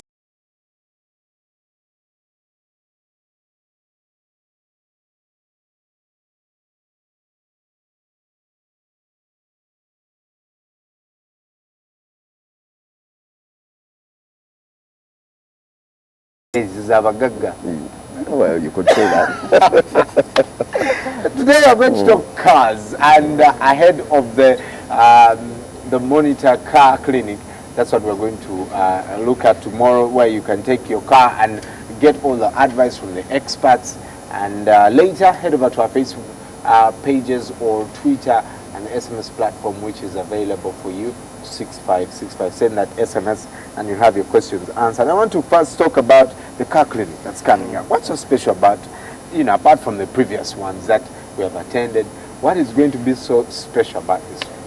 What's going to be very special about this car clinic is, one, we are going to focus a lot more on maintenance of vehicles. We've been talking about so many things, like how to look after your tires, been talking about issues that are in general. But today, or this time around, we're going to talk about how you can better look after your engine. Right. And this time we're shifting the focus to the customers, the motorists. Mm-hmm. We're going to empower them with skills on how to determine which is the right type of oil for their engines, B, find out or know which are the right type of parts, or are they genuine or non-genuine. So the focus is shifting from just talking about what technicians should do to actually telling the motorists how they can take charge of the maintenance of their cars. That's beautiful. I think most of the time what we do, we have a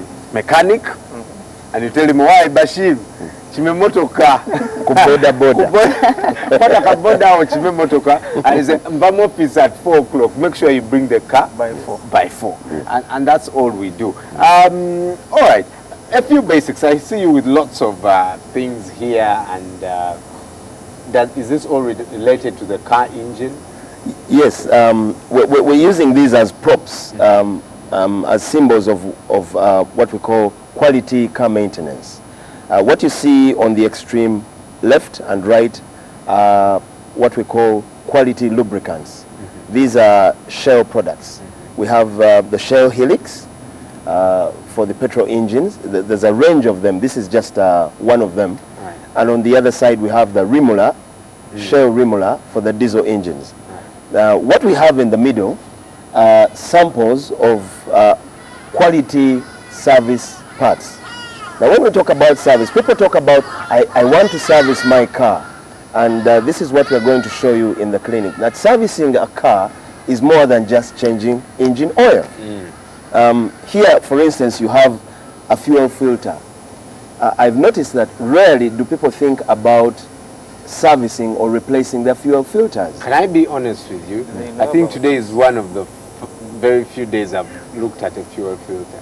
Yeah, there you go. There you go. That's very bad.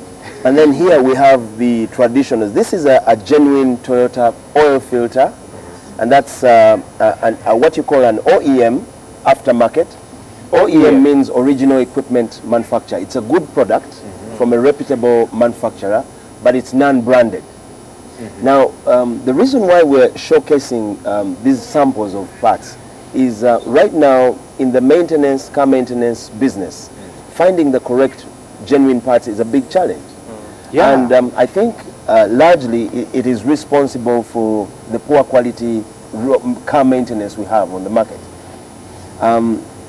It is a fact that when you look at a genuine part, like I'm displaying, and a non-genuine part or a fake part, you may not be able to tell the difference.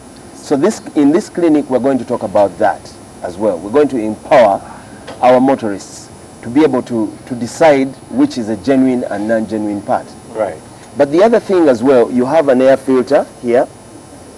So this shows what your regular car maintenance should cover.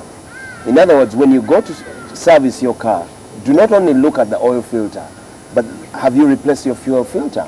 And what is the interval? So that's the other thing we're going to do in this clinic. We're going to teach people how to manage the periodic maintenance. Because periodic maintenance is like a timetable. When do I change my fuel just look at the thing that the mechanic writes at this mileage, bring the car back, and then I take it. Yeah, sometimes it even goes up to 1,000 plus. Exactly. As long as that car is still moving, I'm good. Yes, but is it enough to just look at the service tag? Yeah. Right. Unfortunately, our viewers will agree with me. Most of the cars that we drive on our roads don't have user manuals, or if they're there, they're in Japanese. So they're always in Japanese. Exactly, but the user manual is always the most reliable way of finding out what the manufacturer thinks is the best way to maintain a car. Right. Now, in the absence of that, how can we know how to maintain the cars? So those are some of the tips we're going to give our participants who come to the clinic. Beautiful. Diana, where does this initiative align to Vivo? I get Vivo Energy. Vivo Energies. Yeah. Where? Okay. Yes. Thank you, Brian. It's good to be here. For Vivo, our vision is to be Africa's most respected energy business in Africa. Vivo Energy is only in Africa. They partnered with the Shell brand, and they bought the business. So when you see Vivo Energy, as it is, we are Shell as well.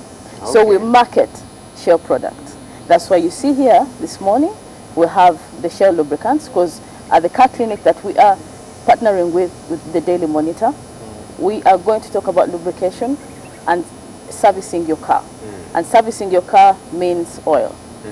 And with the oil that we sell as Vivo Energy, but to the customer is Shell, we sell the best engine oil in the world.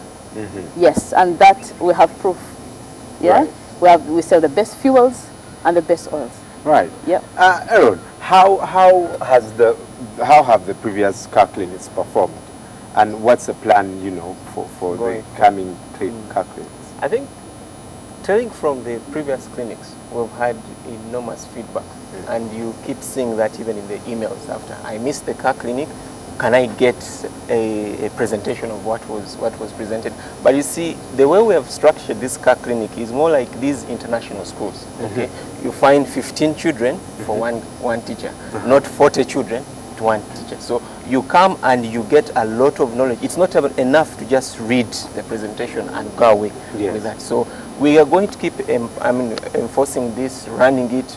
We are glad Shell came on, Vivo Energy came on board, and you see, our visions align. They have the best fuels, the best oils. We are looking at how to empower our people.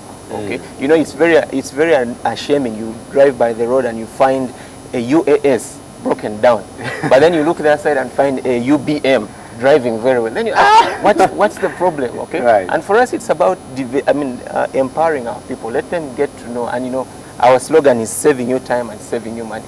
You know, every time your car breaks down, it breaks down at the wrong time. You have just sent children back to school, or you have just paid rent. Now you don't have that money. Yes. You have to go and borrow it. So what we are doing is giving you early preventive care. Get to know these things. Like Paul always says at the previous clinics, you need to treat your car the way you treat your body. Don't wait when you can't walk, then you go and call a doctor. But also some people treat their bodies like that. No, but we're not saying it's not good. It's not advisable. Yeah. And that is mainly because of ignorance. Yeah. Right. So we are demystifying that ignorance and letting people get.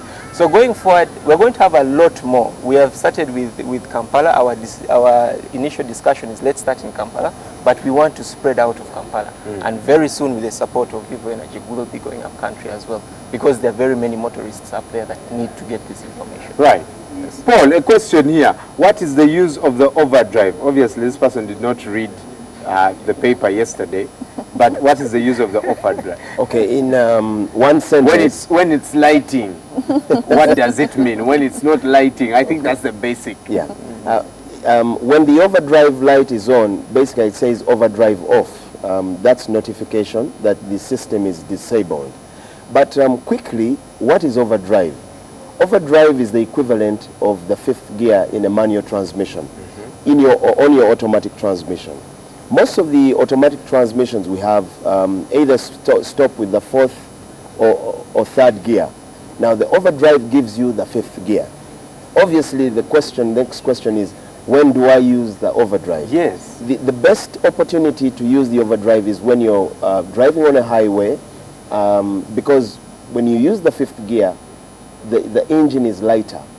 You basically take load off the engine, and the benefits are fuel economy, less wear and tear on the engine and the other consumers.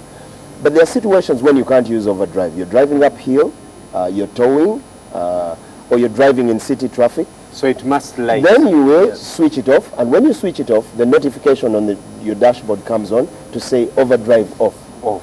Yes. And at that point, you're not, causing anything. Exactly. You're not using it. You don't need the fifth gear. Some people, I get into some people's cars, and that thing is constantly red. Yeah. They're like, man, you have to save fuel. Oh, yes. They're not informed. And this takes us back to what I said earlier. People don't have user manuals to read. Exactly. But also, people don't take the initiative to find out. I mean, we have the internet, for instance. I mean, you can just click what is overdrive, and they'll tell you what it is. So I see a fuel filter. I don't know what it is. This is the fuel filter. That is the air filter. Air filter. Don't worry. Oh my gosh! Now you need to be there.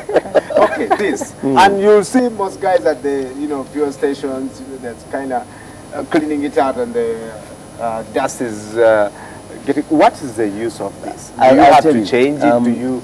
Like Aaron says, I like to tell viewers, listeners, or participants that our vehicles are so much like our bodies. Take, for instance, lubrication and fueling is like high-quality food. If you take poor food or nutrients, your body will definitely not serve you as well as you would. Yeah. So likewise, we also need to breathe clean air for our systems to work. So the engine largely relies on what we call the combustion system to fire it, to power it. Combustion is a combination of fuel, air, clean air, unrestricted air, and fire. So if your air supply is restricted because your air filter, or what they call air cleaner, is blocked, that means the fire will not be strong, because the combination of air, fuel, the ratios will not be up to spec. Right. So basically, that's the importance of the air filter. Now, maintenance often involves cleaning it out, blowing it out, as they usually do, but also replacing it. Now, I've seen people who only blow until they actually blow holes in the air and filter. they see the other side. Exactly, and that means that the dust elements will penetrate and get into the engine. Dust in the engine damages the pistons. But also, when it's clogged, it blocks, like having a blocked nose. That's the restriction. Chokes the engine. Yeah. So we must also think about replacement as much as we think about blowing. Right. Do you have membership in the car clinic, or no? It's free. It's free and everyone can attend. Right. Yes. Where is it going to be? How much is it? Yeah. It's going to be at Shell, opposite Hardware World in Tinda, and it will start from 2 p.m. till about 5 p.m. Sometimes you go beyond because the questions are enormous, and it's free of charge. So be on time, because there are limited seats. Like I told you, we are treating it first come, first serve, and the seats are limited for those who are very serious. Right. Yes. 2 to 5. Shell, opposite Hardware World in Tinda. Free of charge. Yes, free of charge. Wow. Any last word as Vivo Energies? Okay. To our viewers and the Daily Monitor readers, and also to our customers, the Shell customers, would like to thank you for supporting us. Please come, fuel from all the Shell stations countrywide, where we have over 100 sites around the country, and service with the best oils in the world for your car. Treat your car like the way you treat your body. Fuel with Fuel Save or V-Power for that matter, and also use Shell lubricants. I'm telling you, your car will be with you for as long as you want it to be with you. Right. Just one thing, there is also fuel to be won. Fuel to be won at the Fuel clinic. Save to be won. Fuel Save. To be won. Okay. You know what? Fuel, I'll be there. Yes. And Brian, please bring your car to a Shell site, and where you say a lube, bring it for service. I would like you to participate in servicing your car. Be there. Don't give it to the mechanic. I'll be there. That's tomorrow. That's tomorrow. Tomorrow. Tomorrow, 2 to 5 p.m. at the Shell opposite Hardware World in Tinda. Please be there for the car clinic. And of course, you'll be able to meet Paul, who writes every day in the papers, and maybe get a new name for your car after it's been serviced. From Kaundo to maybe something new. Something big or something like that. Yeah. Well, thank you so much. It's insightful stuff that you write. And the rest of you, we'll see you tomorrow. And in a couple of minutes, I'll be joining Mabel and Isma for the Sports Update. Good morning.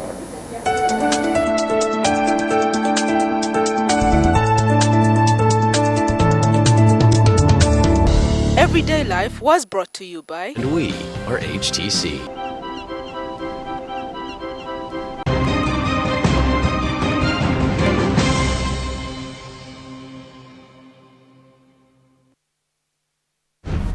People, 50 days, one task. An incredible journey of 10,000 kilometers to deliver a taste of home to Humphrey Kayange in London. A journey you can be part of. We're looking for 25 people to say twende kazi and join the Tusker 25 on this mission. Join me. Join me. Join me. Join me. Join me. Join us and be a part of Africa's most epic TV show. Twende kazi.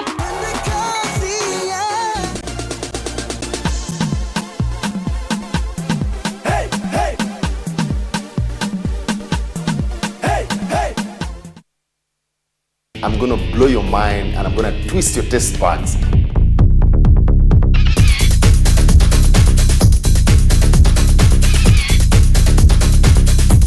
The flavors are already coming together. I can feel them. Very lovely, very appetizing, very healthy.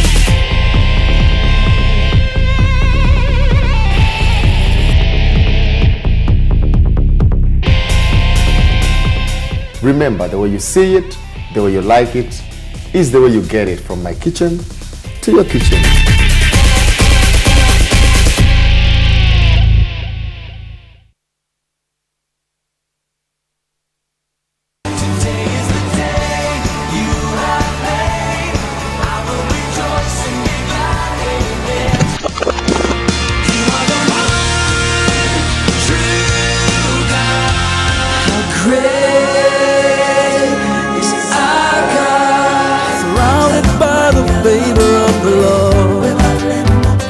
Ladies and gentlemen, Jesus came to set you free and to be free indeed. In life, you don't wait. Yeah. There are certain times where you wait for certain decisions, but when it comes to taking action and choices, you have to move. Jesus Christ found me, and he actually asked me a question, whether I wanted to live or to die. Every day of my life was struggling. It's just that God has given me this kind of hope. GXP every Sunday only on NTV, your official inspiration station. A wife who you got through the office will be very insecure about you working in another place. Always hunt up, don't hunt down. You mean what? Go after your superior? How dare you suggest that when a woman is aggressed against, we should look at the person who's been aggressed against? Let the couple be. Let them sort out their issues. When they need you, then you come in. Prostitution is being given a new brand. All I know is that I connect people. Let's not choose to open our zips and do whatever our urge is, because I don't think that an urge is stronger than your will to say no. People attach a lot of questions, shame to HIV. I do not believe that when you wear a short dress, you should be around. Marrying a wife is like having assured sex.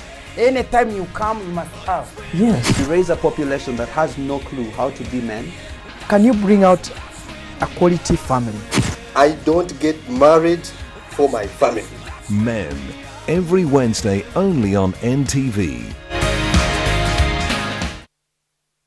Are you and I ever gonna have a chance to be sisters? You want the baby to have my name? Would that be okay? So I'm happy you came. Yes, especially since I thought you were shunning all things Newman. I have my own reasons for showing up.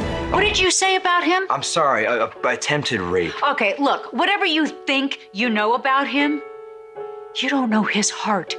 If there is a way to make me feel more miserable, you will instinctively find it. You gave up the one woman you loved, and now you're having a hard time figuring out how to move on?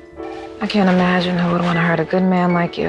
Okay, you know what? I don't need you telling me how to feel about Lily. Are you pregnant? No. Then why are you trying to alienate Tyler? Has something happened between the two of you? Are you afraid that I'm gonna do something to ruin your marriage, or that you will? Why don't we have a party? I'll bring Nikki and bring your siblings. How's that? Now, what are you gonna do? You gonna blackmail them this time, or are you gonna bribe them? Looks like Mommy's not the only one who knows how to make up a story.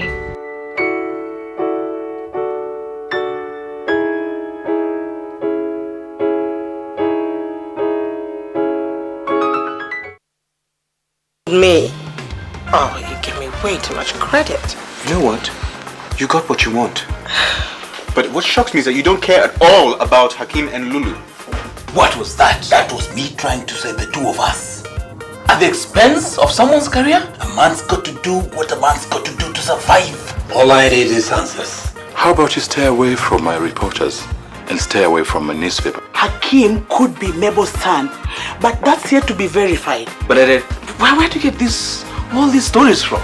I'm a journalist, but what I don't buy... If you spend less time on the phone, you should probably move up to speed.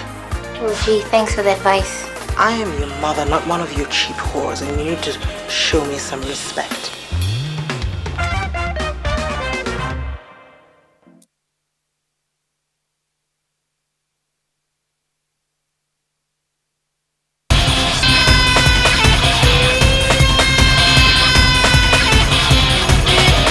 The average age of the entire national team is under 18. The primary role of Team Uganda is to remain Division 2. Probably that's the only thing that can make one or two rugby fans smile, that the clubs are doing well. The players haven't wore the game faces. They're not the animals we saw last season, because Ferguson had the same group of players, and he did deliver the Holy Grail, which is the title.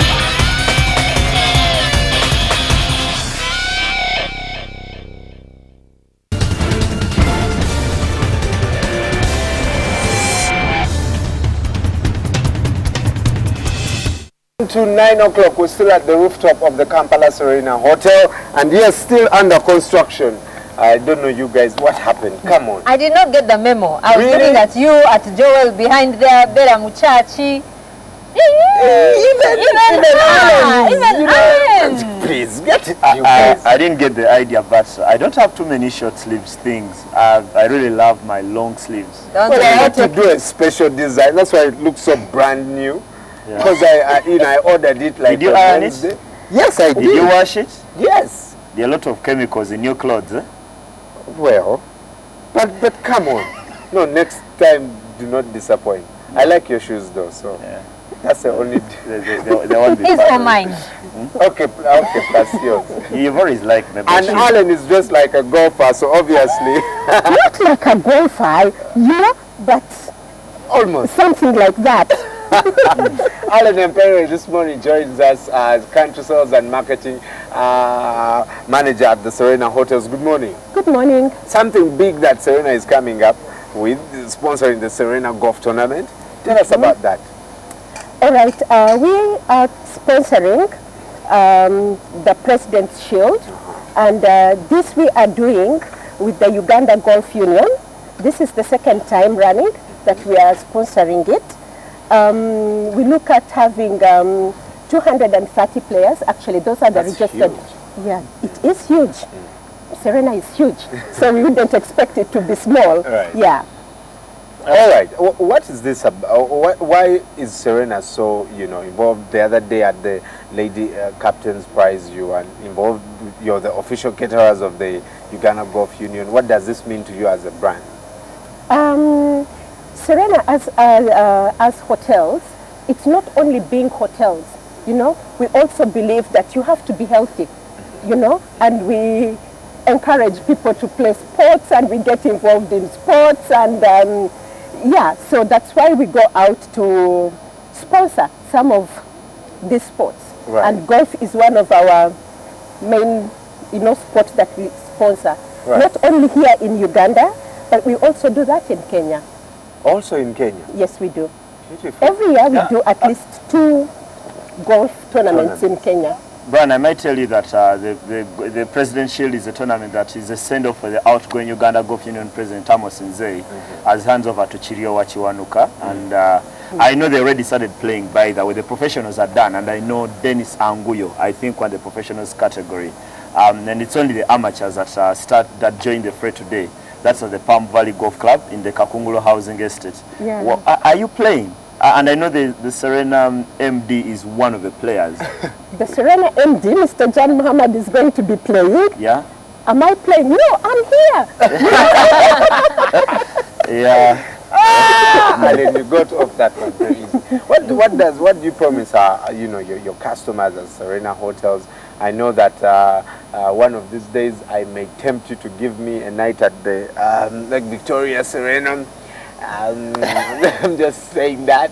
But what does that, If you're good to me, I would leave here saying I'm giving you that, but you just have to be good to me. Can we get some coffee for Alan? Some chai. Coffee, please. Anything. For Alan. What do we say? When she comes back. Come on, guys. I make chai. I'm in the business of making chai. So making What chai, can we do for you? is not, being nice to me. However, we have our players. Like he said, we had the professionals start playing on Wednesday. So they are done. Then we have, it's an open tournament. Right. Yeah, so we have golfers from all over the country playing from Uganda Golf Club, which usually doesn't happen, by the way. Then they teed off the first group teed off at 7.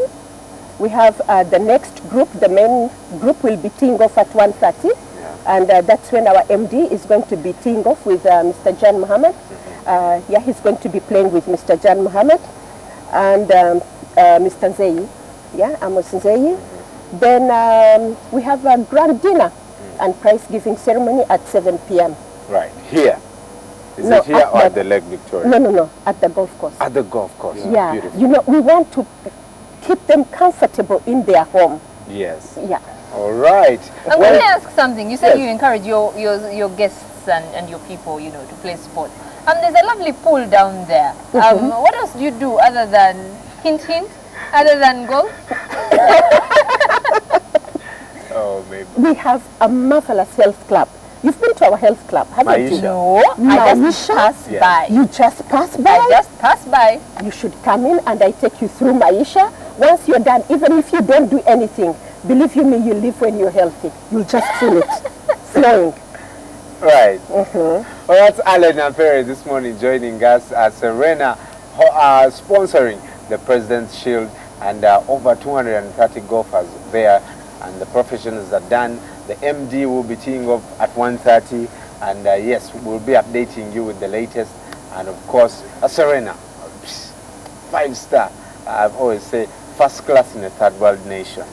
Yeah. Thank you. Right. Thank you so much, Alan, for joining us this morning. Isma, you know, away from golf, let's look at basketball. There's tons of activity going on, but tonight with the Friday night lights, what do we expect? And it's the semi-finals, and we are getting very close to the money because the winner has 3 million shillings in the bag, and that is because today we'll discover who the two finalists will be, as Team Ikong do play Team Amoding, and then there's Team Sudi against Team Bleak. You know, this tournament is organized under the auspices of the star players in the league. That's why we have Amoding for Maureen Amoding. That's why we have Ikong for Joseph Ikong. Bleak for Norman Bleak and Sudi for Sudi Ulanga. And Sudi, we should be one of the favorites because they are yet to lose a game. Yeah. They're yet to lose a game coming to semi-final. Amoding did start well, but then did lose one of the two previous weekends to Team Dukes that actually had Moses Golola playing for it. And actually, I thought the attention that Golola took is the reason why Amoding lost that game. So that should be an interesting one. And this Omnia tournament is going to help the game grow quite a bit because it invites all kinds of new fans every other week. And for us who love to call ourselves the technical people with the sport, this isn't too technical. Even Brian, even Mabel could watch. You wouldn't tell probably the difference between seeing Desmond or Willie and Stephen Omon. And that's what some of us thrive on, the technical aspect of the game. So this should be much easier for everyone. But with 3 million shillings at stake, getting to the final, I know what this means. It's a fun tournament. This is going to be real basketball. It's going to be real basketball. Awesome. Well, the Protector Super Series is on in rugby, and this is just the second week. But are we going to see like the biggest game? I think it should be.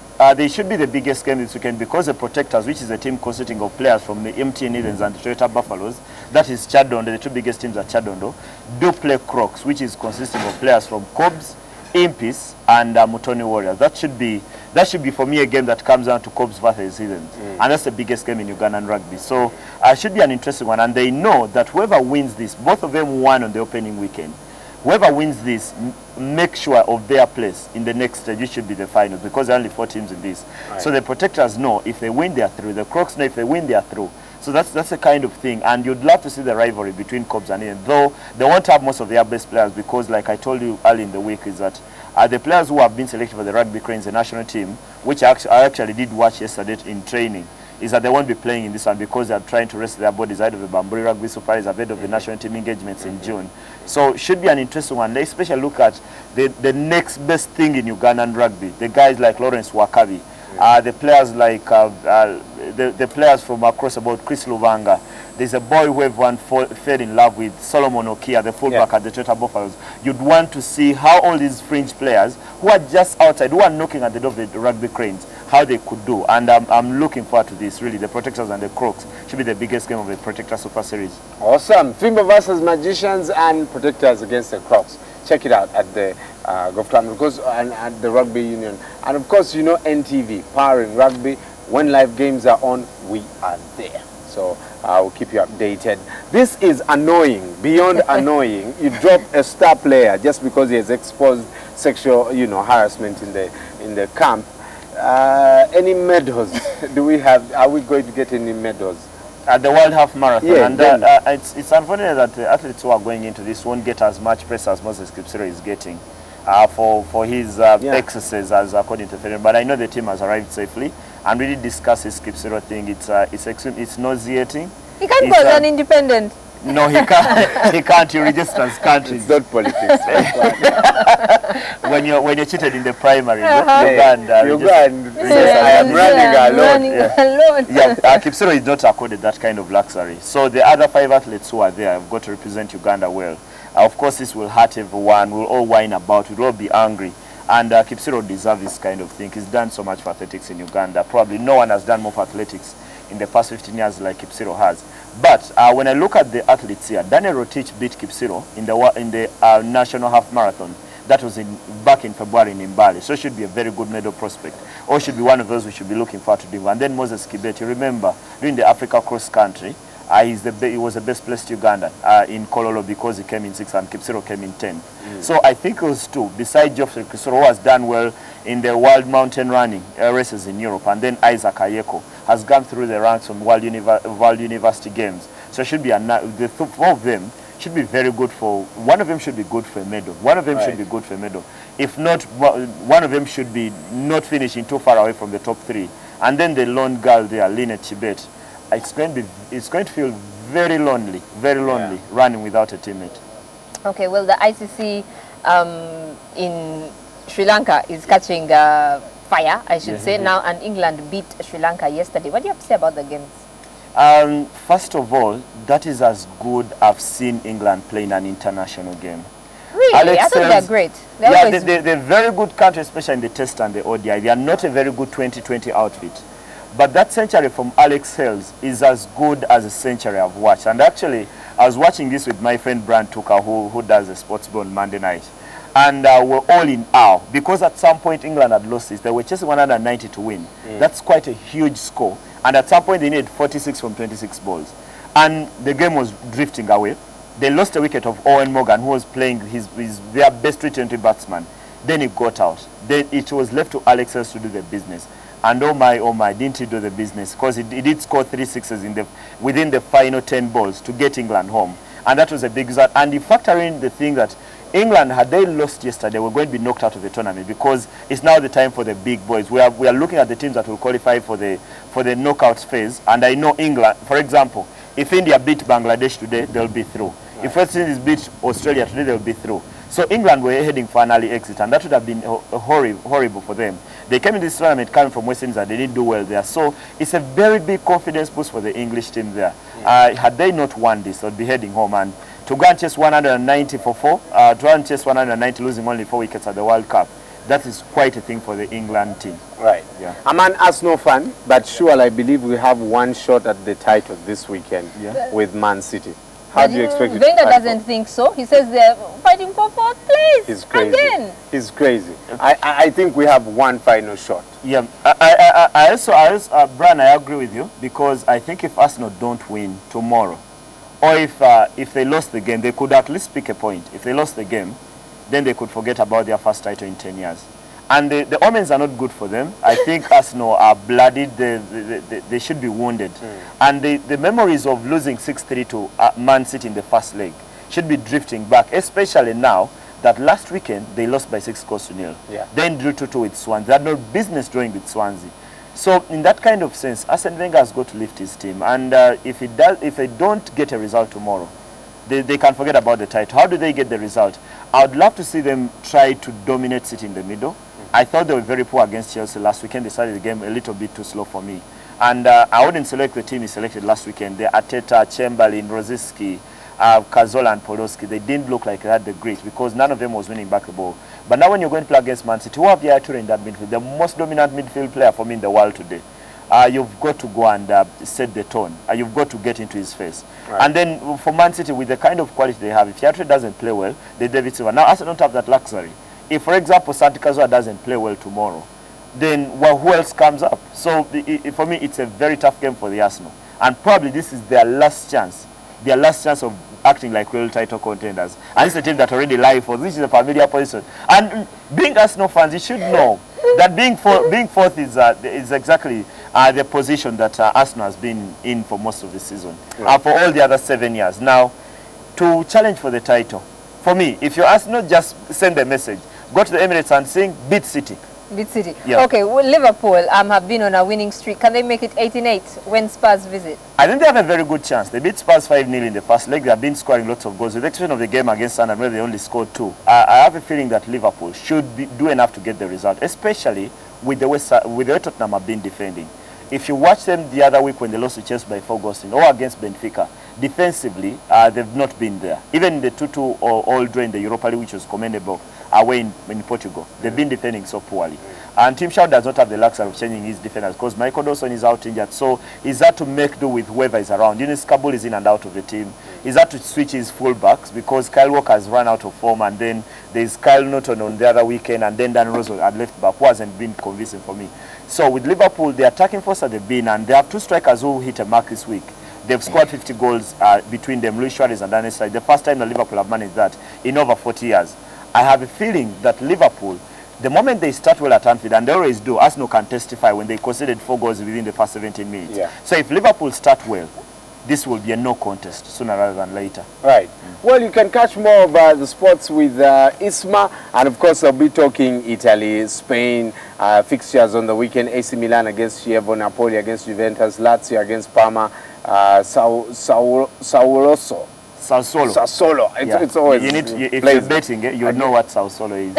Against Roma, and in Spain, Espanyol against Barcelona, Bilbao and Atletico, Real Madrid against Vallecano. Well, Atletico doing very well so far, and the title in Spain is really competitive. I'm really looking forward to this. Yeah. Madrid have a tough game because they've not been in. They've lost 2 in a row, and they host Rayo Vallecano, so they should have the toughest weekend. Barcelona have a Catalan derby that they should win because Espanyol somehow never beat up on Barcelona. And then among all the 3 title contenders, the table leaders Atletico have the toughest game. Athletic Bilbao at home at the San Memes. They only play at the San Memes. When they travel away from home, they are very poor. It's like they switch off. They switch off. They turn to off. So I'd love to see that gritty Atletico performance. I know Diego Simeone knows how to set up his team and win games by a goal team. That's why they've kept, I think, 25 clean sheets, the most by anyone in the La Liga. I'm looking forward to that one. Bilbao against Atletico should be a very good game. If Atletico win this, for me, they'll have probably their chance of winning the league among the 3. If I'm to grade them right now, after Madrid lost, and I went for Madrid to win the league. I'm going for Barcelona 35%, Real Madrid 40%, then the rest are 25%. But Atletico win, their percentage for me will go up to 30%. All right. You can catch Isma, Lumansi and Alan at 1:30 p.m. on Omomori and Sports Bar every Monday, 10:30 p.m. Before we head out to African Proverb.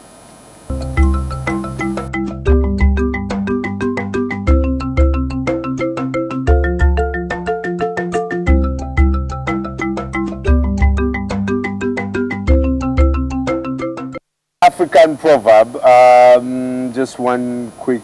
If you can't remember, all right, let me just. You can't remember your wife's birthday?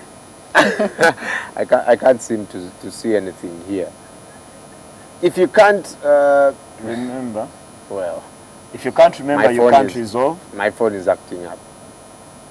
All right, yeah, that's it. If you can't resolve your problems in peace, you can't solve them with war. And coincidentally, it's from Somalia. Yeah. Well, that's a message to probably the children of Jonas Savimbi, the former unitary rebel leader in Angola. You know, he was offered an olive branch when he was fighting for over about 20 years. Then he came out of the bush, stood in an election, then lost the election, then decided to go back to the bush to become president.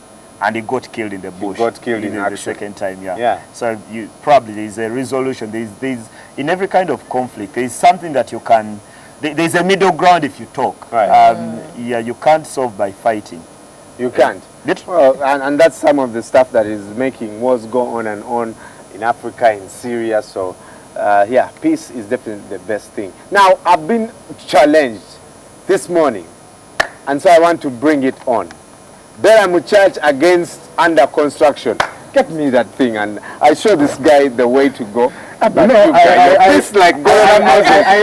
African proverb. This guy and I have failed to solve our problems in peace. So I want to show him today that I am also not a joking subject. Let me first discombobulate him properly. Let me first Beramu Church against under construction. Do you know what you're going to do to you? It's called discombobulate. Tabono. Tabono mobile.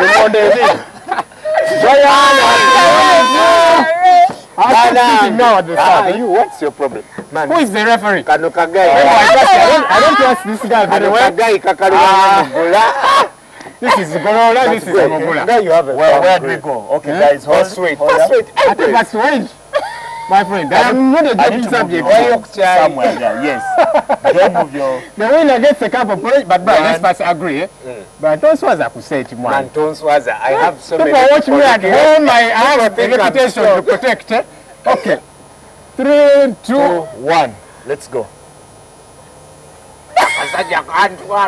Strong.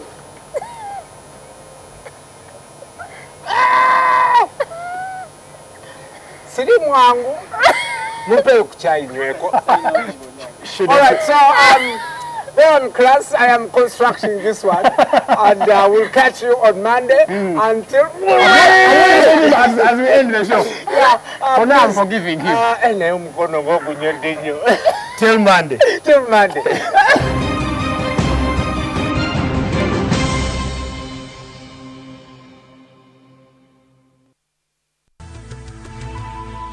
NTV, turning on your world. Oda, I no go stop to the singing. No problem. Keep singing. This singing will put you in trouble very soon. You won't believe it's the boy's father that inflicted such injury on him. Just because he stole 50 naira. 50 naira for that matter. That man should be arrested. Oh, how I wish I could just see that man and give him a piece of mind. Abigail, I don't care if you're chatting with Barack Obama. When you're at work, you learn how to detach yourself from that phone else to get you into trouble. Whatever. I mean, you should be happy that a pilot is asking your friend out. My brother, I learned that 3 armed robbers tried to rob a man as he came out of the bank at the junction before the express. Don't try to be the hero. You won't kill me. Do you know how long I've been waking you up quietly and you refuse to wake?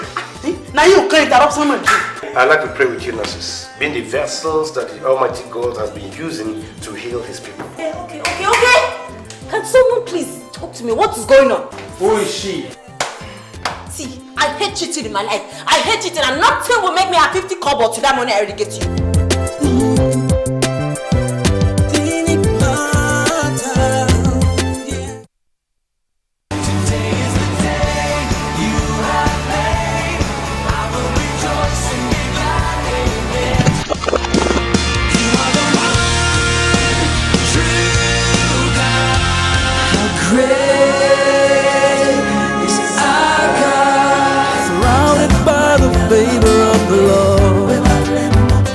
Ladies and gentlemen, Jesus came to set you free and to be free indeed. In life, you don't wait. There are certain times where you wait for certain decisions, but when it comes to taking action and choices, you have to move. Jesus Christ found me, and he actually asked me a question, whether I wanted to live or to die. Every day of my life was struggling.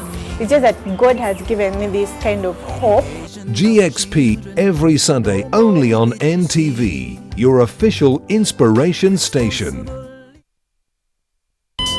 Running out of airtime can happen to anyone. The next time you recharge, simply dial *161# to get going again. On the next episode of La Patrona. To be quiet. If you understood that both my tiger and Gabriella died for You that. still think that was the case? Of course it was the case. But why tell you if you won't believe me? Ramon Izquierdo is very dangerous. More dangerous than a monkey with a gun. I'll even train him myself. But leave me alone. I've retired from the business. Around here, nobody retires without my permission. And as for being a retired hitman, not even with the Pope's permission. Deserve it. If that's the case, you're not going to cost me very much. Because your life will be ending very soon. You already smell of death. La Patrona.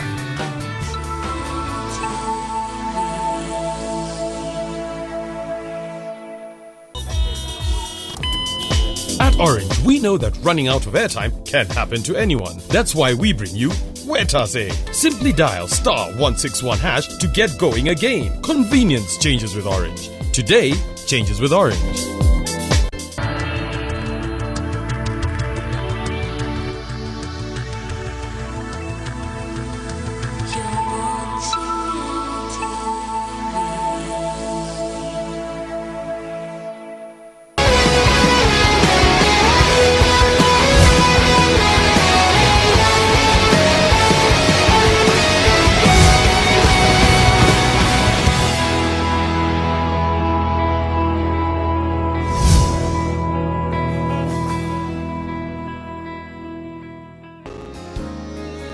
While the world looks upon me as I struggle alone, and they say I have nothing, but they are so wrong.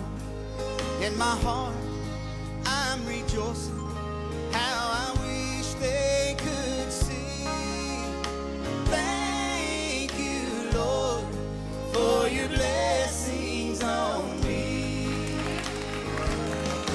There's a roof up above me, I've a good place to sleep. And there's food on my table and shoes on my feet. You gave me your love, Lord, and a fine family. Thank you, Lord, for your blessings on me.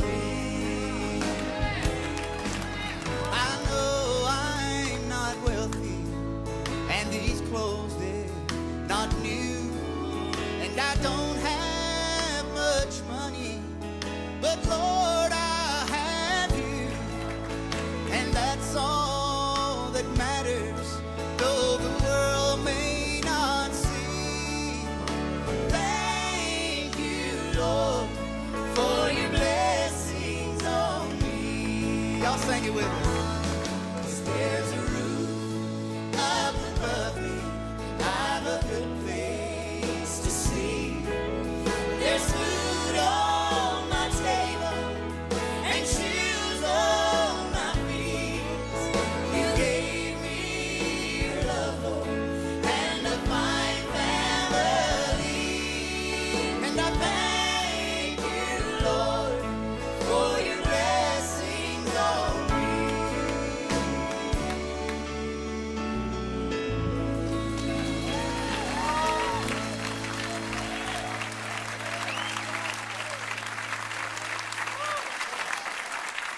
There's a roof up above. I've a good place to sleep. I've a good place to sleep. There's food on my table.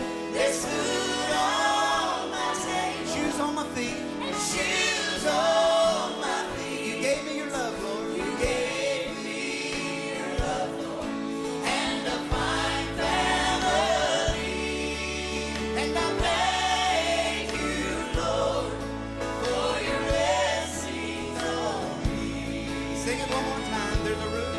There's a roof up above me.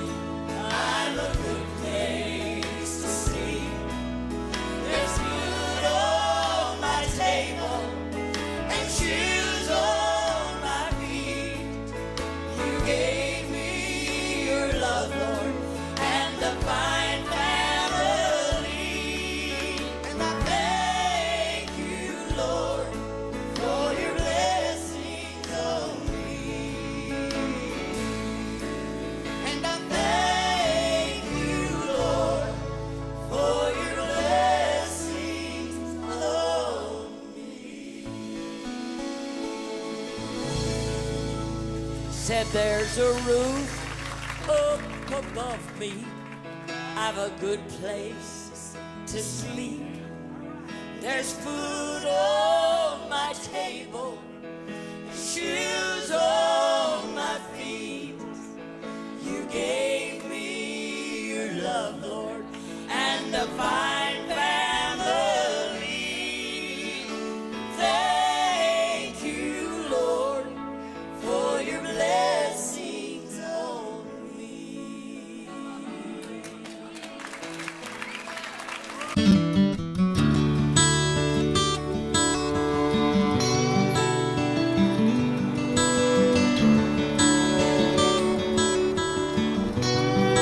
Mama's tears fell so easy. Daddy's handshake was strong. Then I climbed aboard that Greyhound, 18 and glad to be gone. I took a rented room on Broadway, and as I unpacked everything I owned,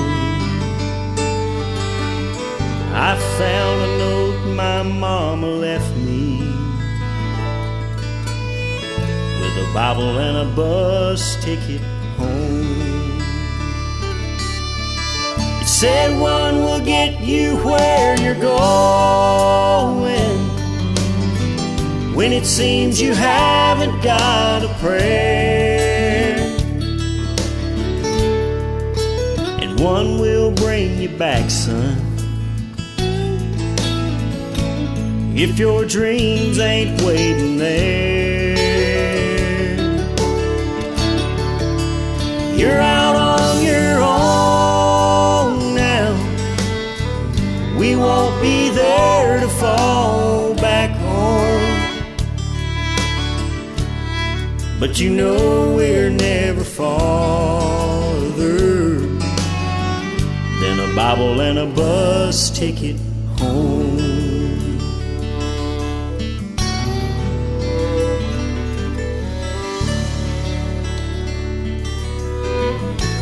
Years have come and gone and taken the only things in life I ever counted on. But I'm going back tomorrow to lay flowers on their stone. Well, I can almost hear my mama calling, saying, son, come back where you belong. You've got all you need to get here, a Bible and a bus ticket home. It said one will get you where you're going,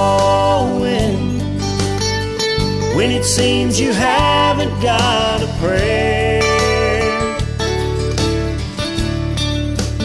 one will bring you back, son,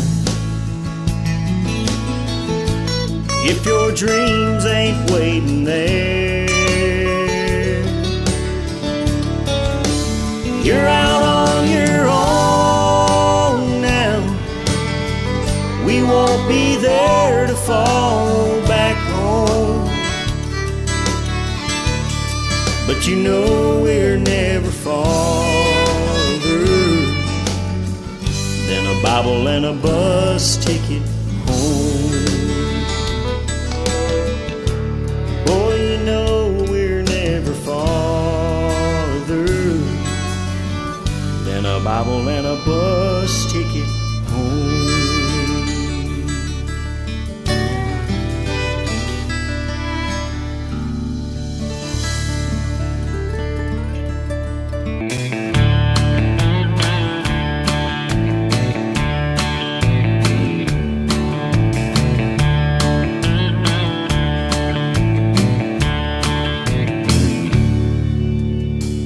Driving down a dusty road, back in my hometown, past the country church where I was saved.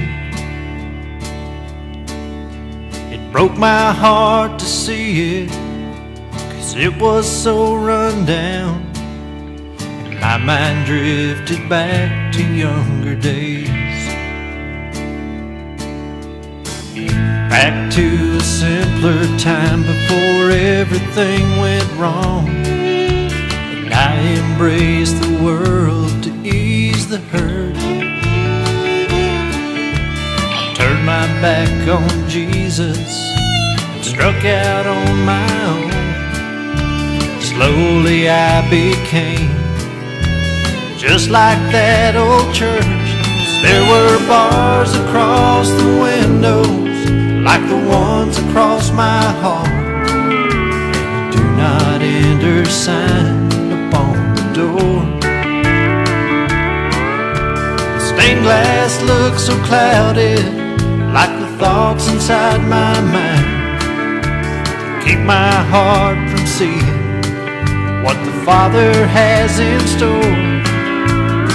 The faded sign says Jesus saves, but I just can't see how God could use a rundown, broken-hearted man like me.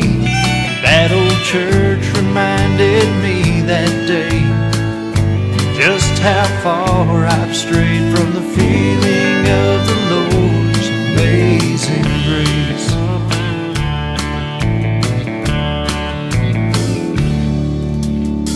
I can't forget the way I felt outside that church that day. I thank God that He gives hope to the lost. I turned to take one last look before I drove away, as the sun came down and lit up that old cross. I was so glad the Lord showed me that day that I could change, and remember how that old church made me feel. Prayed that He would open up my eyes and rearrange my hopes and dreams, let me see His will. And take the bars that life has built across my broken heart, open up the door and let Him in. Take the thoughts away that seem to cloud my restless mind, and drag me down to world of sin. I've always known that Jesus saves, and I'm thankful I can see God's not through and still has plans for a broken man like me.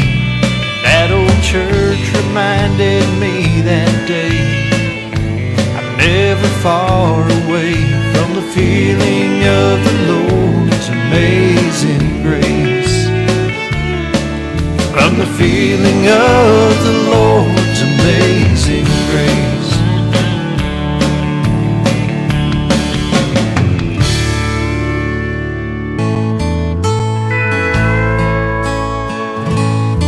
I saw the light in a country church when I was 17.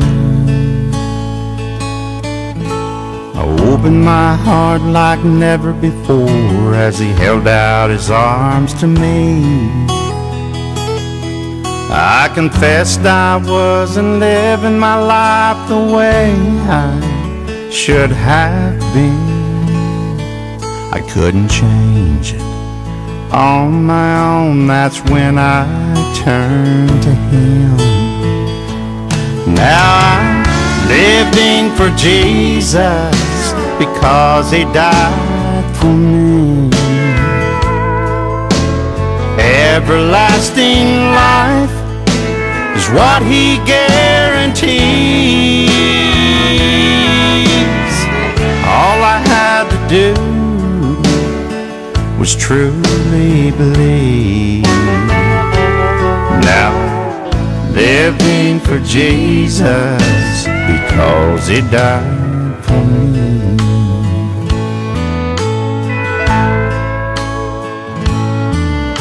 Through Him my prayers have been answered.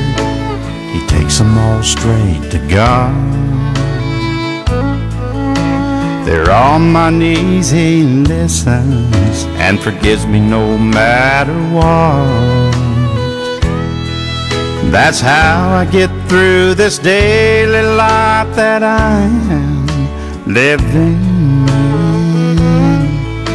Until the day He calls me home, I'm gonna live for Him.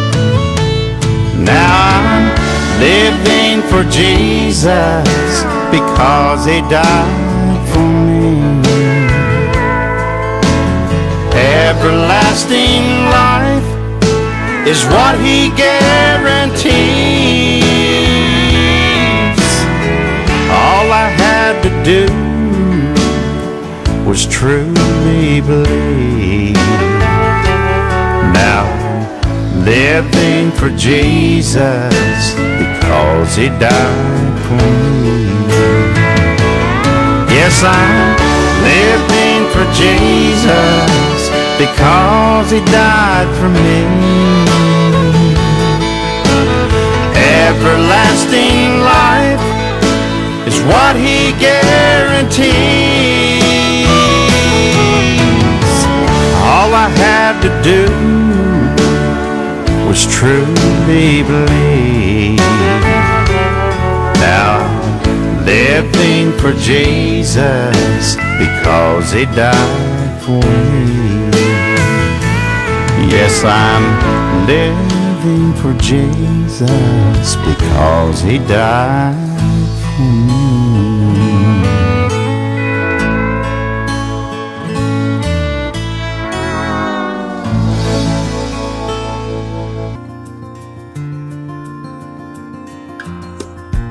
This is how it seems to me. Life is only therapy. Real expensive and no guarantees. So I lie here on the couch with my heart hanging out, frozen solid with fear, like a rock in the ground.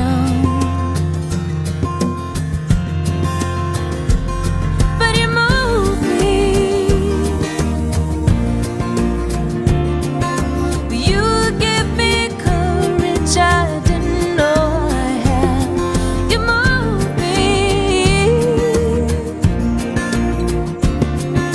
I can't go with you and stay where I am, so you move me.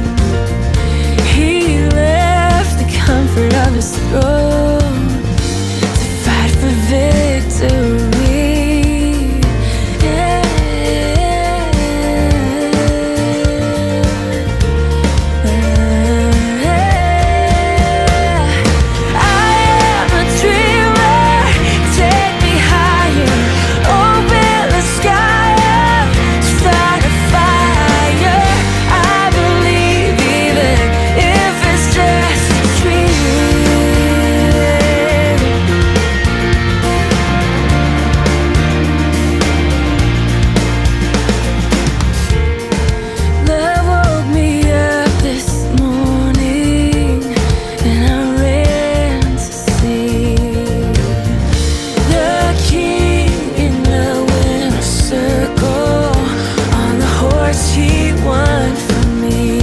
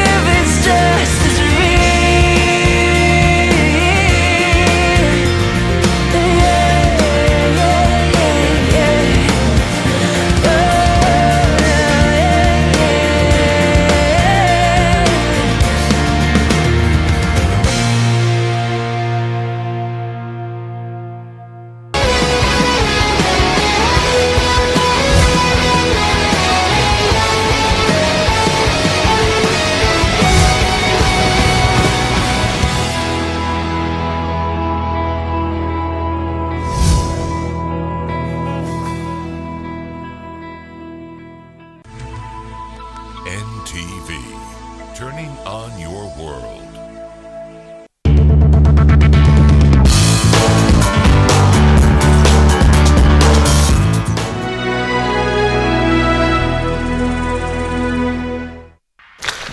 Smelling nice and being tough can go together. The freshness of fabric conditioner is now combined with the best ever stain removal of Omo.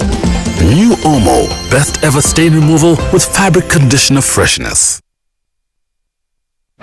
Wangula Cash with Orange. Play and win up to 100 million shillings. Simply SMS the word WIN to 156. Answer simple questions and earn the highest points to win. Win 300,000 shillings daily. Win 750,000 shillings weekly. Win 2.5 million shillings monthly. And win a grand prize of 25 million shillings. Wangula Cash and become a millionaire. Each SMS costs 800 shillings. Opportunity, happiness, fun changes with Orange. Today changes with Orange.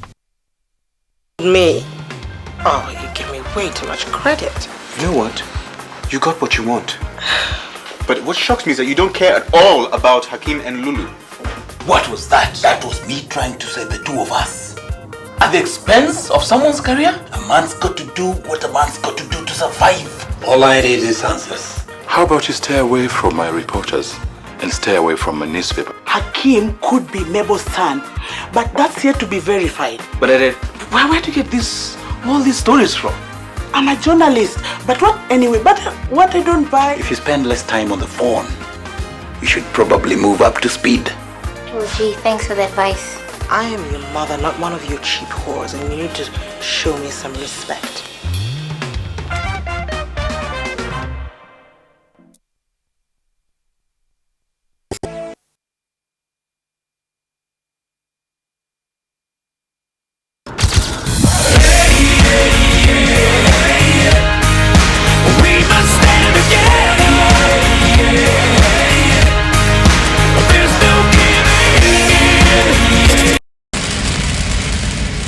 Good evening, ladies and gentlemen. My name is Peter Igaga, and as always, I want to welcome you to your favorite show. This is Men.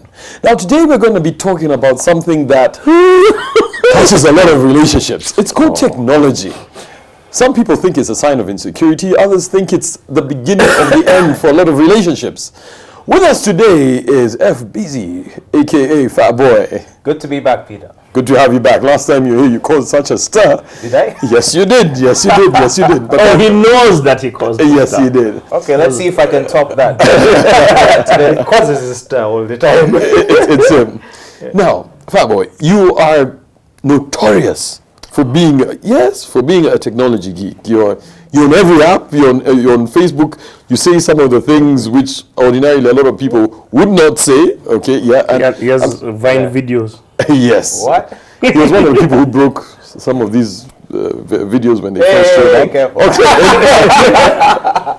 Let me ask you, in your opinion, technology and relationships, is it a binding or a destroying factor? I think it's destroying relationships more than it's binding in this day and age, particularly technology that has to do with social media and access to social media. I think it has just opened the floodgates of infidelity, of lies, of deceitfulness. It's just now. But has it just opened the floodgates, or is this something that has always been there? Only that now there's a tool. Shedding light. What technology is doing, and particularly social media technology, and here I'm talking smartphones, that sort of thing, right? It essentially is enabling something that has always been there. So it's sort of, how can I say? It's like essentially throwing petrol on fire. Fire will burn, but if you throw petrol on it, it's just gonna, you get what I'm saying? You'll have an inferno, and that's what I think some of this technology is causing. It's just enabling this sort of behavior that's always been there, but is making it much, much easier than it's ever been before to engage in it. And that's why you're just seeing, and I think it's contributing to the increases in divorce and breakups that we're seeing today. Okay. Joseph, would you be a friend of your wife on Facebook? I was first on Facebook in 2007, right before it became the craze, the craze that it is today.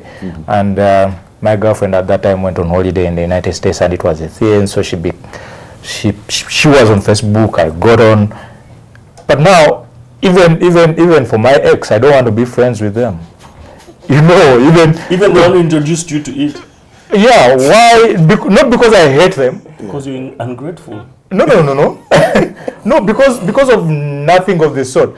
But it's as though you're in their space. It's as though you're witnessing everything they're doing that is going on. People are expressing themselves on there. And I think sometimes you just don't want to be in that space. You want to be away from it. You want to do your thing and just be yourself. Yeah, not just follow someone's thought all the time. And that's what people seem to do on Facebook, if you ask me. Yeah. People are posting like every hour what they're feeling, that's not your cup of tea. Yeah, and I don't want to be following someone's thoughts like that. Yeah. Colin, your thoughts? Social media, technology, is it helping relationships or is it breaking them? Because Fatboy says he believes it's causing more harm. I think it has a positive side, because you see, if you're an insecure person, some of your insecurities can be put to rest when you find out that your better half is not up to any mischief. 2 years ago when we started this show, Ransom said, you've got to be careful when you ask some of these questions. Because when you ask some of these questions, it is assumed implicitly that you are ready mentally to find out whatever answers come out of this thing. Yeah? So you go down this path, as insert, Liam Neeson voice now. You go down this path, there is no coming out. And that's just it. Dark road. Yeah, it's a dark road, because so what happens when you go down and then you find, you've heard about these things. Chicks running around, she thinks her husband is sneaking around. Chicks finds out, the dude has a boyfriend. Then what?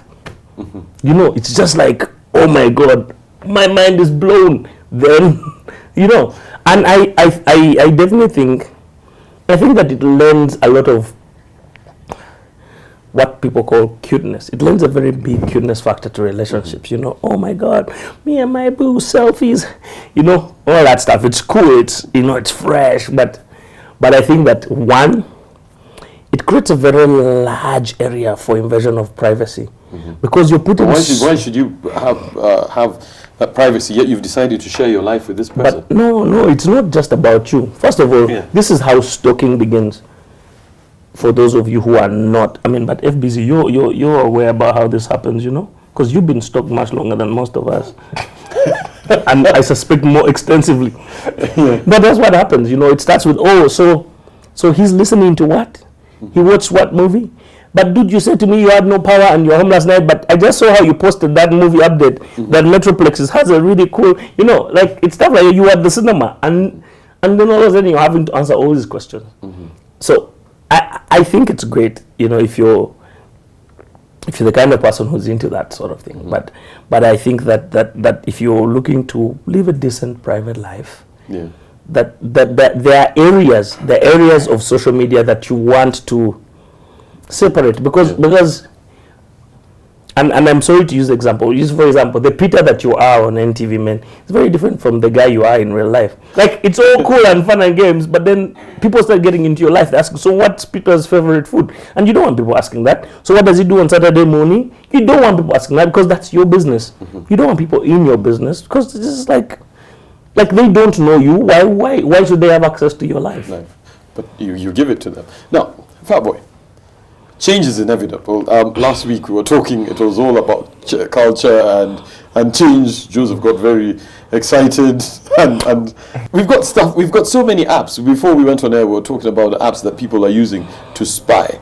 Right. Joseph was of the opinion that the problem is not the apps, the technology that's available. It's the people. What do you think? What I'm saying, I think what the technology is doing, it's just enabling it to a degree that we have not seen before. Let me put it this way.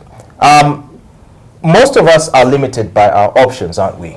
I mean, like if you are a man who is going to cheat, your level of cheating is limited by how many women you have access to in your life.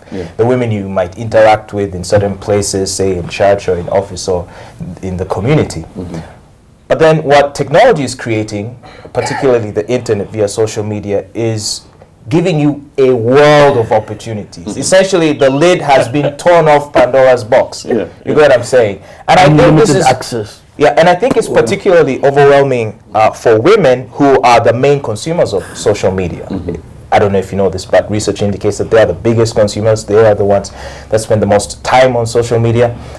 Now, women crave validation, they crave attention. So if you see the kinds of things that they're posting on Facebook, like compare it with what a guy is posting. A guy is going to post something like, oh, Arsenal, what's up? Oh, shit, you know, my team has lost, I'm not going to work tomorrow. Or some link to a story about something happening in Egypt or something. If you go to a girl's wall, what you're going to see is selfies, mostly, pictures of herself, and posts about how she's feeling and what she's doing. And what do you normally see in the comments? You see legions of men just showering her with compliments and accolades. You get what I'm saying? Social media is providing her with so much emotional support and attention that she naturally craves, which previously she might have gone to get from her boyfriend, her partner, her husband. But now she has a multitude of men ready and willing to shower her with this. He's going to tell you the downside. The reason it's negative is because, because she can now get this from this mass of men that are out there, she will rely on her husband less for this emotional validation. Each time she's encountering a crisis in the relationship, she will take this issue to Facebook, will be consoled, and besides the men that are commenting on her wall, you know, dozens more are going to be sending her messages. Inbox. In the inbox. Oh, what's up? How you doing? This and that. And now you can send pictures in the inbox. There you go. Okay. So before you know it, you know, there's coffee dates and or she's sending him nude pictures of herself, and yet she's in a supposedly happy relationship. Of course, she's like, can you believe he doesn't like all of this? Well, what do you think? I'm telling you, I mean, the things that get sent to my inbox from girls who tell me they are in happy marriages, it just boggles the mind. I feel sorry for their husbands. Boom! Because their husbands are not getting those things. Exactly. Yeah, but I'll tell you, what about the famous WhatsApp? What are you trying to do? No, I mean, these are things, it's the reality. Do you want us to change the constitution right now? No. Don't bring this up. Because I'll tell you what, you mentioned, I think I will not have a problem. First of all, I'm a firm believer that if people are interested in your woman, it's a good thing. It means you made a good choice. If nobody's interested in your woman, then there's a problem with your choice. Peter, me and you differ there. I don't rely on other people to validate my choice. My choice. If you like it means there are a lot of people who have a choice like yours. As a matter of fact, if I like my woman, and all of a sudden, no one else likes her, that's the situation I would prefer. Now you can call me whatever you want, okay? You can call me whatever you want. What other people think of my woman, that is not what validates my choice. No. So, but in please don't. In your case, because you see, realistically, do you think you can be the only person who's interested in? That's a different question. It does not validate, but I know for a fact I want to be the only one who likes her. You see, those are two different things. Coming to terms with the other one is one thing. If I had a choice, no one else would like her. No one else would like her. It would be you and you alone. Which is why he doesn't have WhatsApp. No, I have WhatsApp. He has WhatsApp. But now you see, the thing is, it's no secret that nowadays, especially on WhatsApp, there are small communities. You formed a community. That's right. Okay. You have a WhatsApp community? Yes, I have about 3. How come you've not invited me? You haven't sent me your number. Really? It also You goes to show. haven't asked for his number. That's what he's saying. In the hierarchy. In the hierarchy of these. But then, now these communities are alienating, and I quote this, somebody did mention that they're causing a problem in relationships because people are talking in those communities about things that ordinarily they should be telling either their spouse or their boyfriend or girlfriend, but they're now sharing those ideas there and getting the wrong advice from the wrong people. You see, I think it encourages impulsive expression of opinion. Like, for example, like if I have a relationship problem, say without this kind of technology that lets me share it instantly, I'll be like, you know what, next time when I meet Peter, I'll tell him about what's going on and I'll see what he thinks. But today, one small disagreement and you're posting it in your WhatsApp group, I'm not happy. Can you imagine what she has told me? You know what I mean? And then your friends are chiming in at every step of your relationship. You have an audience of people there to tell you what to do. And I think that makes it more difficult for the relationship to function. Because it's like your girlfriend is in a relationship. It's like as a guy, you're in a relationship with 600 people. Correct. Yeah, and I like the way you put it, but I may have 300 friends. And these are people that I knew. I mean, these are your feelings being posted there all the time. You talk about impulsiveness. You're being given an avenue to vent every single minute. And some people have no control. Every time they are venting, there are people who are naturally unhappy. They just have issues. Yeah, they just have issues all the time there. So, man, all advice from all these people, you see someone who is your friend, posts one picture and then every guy, you're even questioning this person, the nature of friends they have. You're even questioning them. Are these friends? Are these friends? Who are these people? You're wondering what's going on here, no? No, but also there's it's not just relationships. I think that being connected all the time, because it's like a need. Social beings. Yes, I know we are, but I'm saying being connected all the time. For example, I come from a creative background. I mean, working in advertising. There's a time when you need to unplug because you need to filter, you need to think. Either you need to write or you need to draw or you need to conceptualize. And we're lucky that sometimes you're able to do that. But most times, they wake up in the morning, that's the first thing they're checking. What messages did I get last night? Then they have their coffee, they're going through that day, and at every point and turn, they're online. It's like literally... You're like that. No. Is it? Yes, he actually is. He's permanently on Twitter at some very strange hours. No, I'm on Twitter at night because I can't sleep. I'm an insomniac. But that's different. That's a different conversation. And that's because you can be there for all kinds of excuses. This you see, this is the problem with Mukasa. It's like trying to justify why he's not on Twitter. But I'm on Twitter. Boom. I go there to read stories. I cannot open all newspapers. But what I'm saying is it's that constant.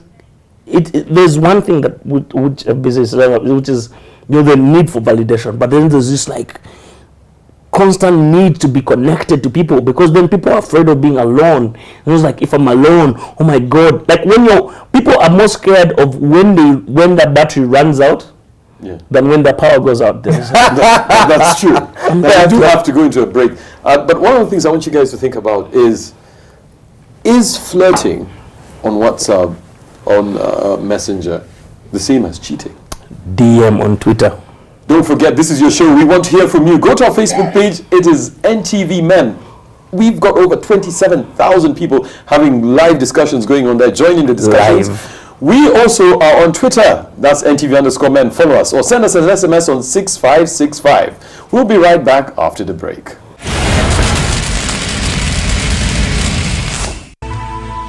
NTV, turning on your world.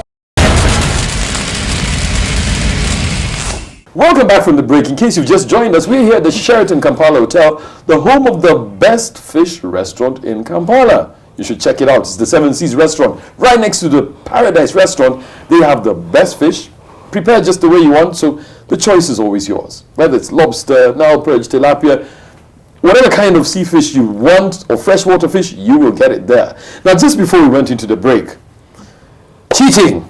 Boom.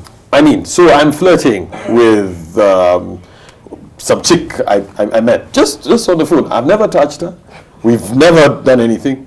Is there anything wrong with that? But you show a lot of it. You know, here we've said before that quality comes from quantity. You can only relate with people you're in touch with. Now, whichever way this begins, it can be a beginning of something. I mean, you've never met before. It can be. No, it yes, is. That's what he said. That's what he said before. You're being given options. Before, if you're not in touch with someone, you don't know them. That's where it ended. No relationship could begin with someone you've never seen before. All of a sudden, you're not talking to them. All of a sudden, you haven't seen someone, but you can talk to them. Yeah. Actually, what the problem was before is that you could actually see someone, but because you've never talked to them, you don't know anything about them. There was a barrier. But all of a sudden, you can know about someone without seeing them. Are we then saying that as men, we cannot have friends, women friends, yes, no, and joke about sex and stuff like that? No, even if we said there's only two kinds of women in a guy's life: women he slept with and women he hasn't slept with yet. Excluding relatives. But what about people who you interact with, you know, on a day-to-day basis? Okay, I mean, come on, time is precious. Like, if you're busy chatting up a girl, what is it that's making you chat with her? She's not telling you anything particularly interesting, unless you sort of need some ego boosting, and so you like the bit of attention she's giving you. But otherwise, which a lot of men do like. Sure, but otherwise, what else is keeping you there? So it's like you want to hit that. Peter, tell us about the people you have. So the friend zone. Tell us about the people that you have. What's describing the friend zone? Yeah. Well, the friend zone is that state where nebulous state where she has put you in the queue. All right, there's someone she's with, but she will count you as among those in the queue for a rainy day. Possible future smash. Okay, so but if the queue is long, that rainy day may never just come. So that I may understand this. So you're saying that this friend zone, all right? So you're there. You, as the guy, do you know that that's the zone you're in? Most guys are oblivious to it. Anytime a girl gives him even the slightest bit of attention, he thinks he's almost there, not knowing that she's essentially operating a harem of men in the friend zone. You know, she's got legions of guys. You're probably the friend she relies on for emotional support. There's another friend who's there to drive her around to places. There's another friend there to help her at work. There's another friend who provides the progi, entertainment, beach, stuff like that. Then there's some bad boy somewhere who she's actually sleeping with. Smashing. Exactly.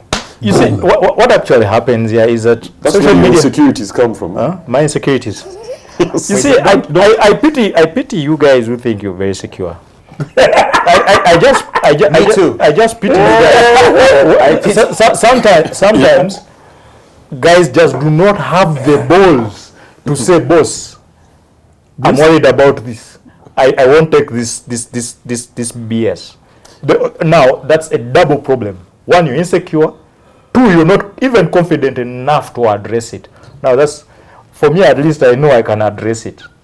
I'm a firm believer in the fact that whether you're tracking somebody, okay, we're using whatever apps or anything, just you were talking about mirroring people's WhatsApp. Yeah, you can actually go into someone's WhatsApp and mirror their WhatsApp. So So every WhatsApp they get and send. So then all of a sudden they are never offline, because whenever they are, you know, it's like the messages are coming to two phones. But then, do you think this person is going to stop cheating because you have found out? No, they're just going to become more creative. It was a different question. It's a different question. Because why are you being insecure, and yet there's nothing you can do about it? You know, of course you can do something. What about can you it. do about it? You can change girlfriends. You can change girlfriends. You can get out of that house. I mean, protecting yourself. Yeah. Yeah, protecting yourself. The way I see it, I think it's helpful for men to be aware of the fact that these days this is a very strong possibility. Women are extremely unfaithful these days. And you could be men are. You could argue they've always been. But women have caught up at a pace that is unbelievable. I think they have surpassed us. So if you have a woman, generalization, I feel like, of course, but if you have a woman, I feel like you're better off assuming it as a possibility and trying to make peace with it. That way you can actually be in the relationship and be happy, because you can appreciate her for what she is. And whether or not she may. And I think a part of the problem was you guys thinking that you were the only ones who had the ability to do it. Now it comes as a shock. What my question is, and yet knowing at the back of my mind, I have to keep tracking my woman, finding out, who's she WhatsApping, who are her friends on Facebook. I mean, why did she call this? I mean, that's stress.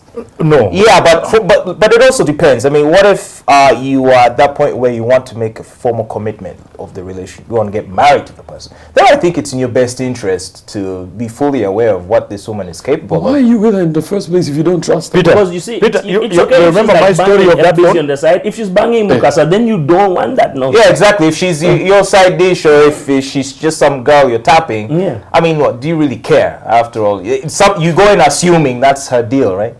But I mean, if you're a guy who wants to put a ring on her finger, who wants to buy assets in jointly with her, all right? I mean, this is a woman who is now tied to you. Then why don't you just hire a private investigator then, at this rate? Why do you do that? Why spending all that money? Anyway, you remember my story of the phone? For me, that was the point when I took the decision. Because I missed that story.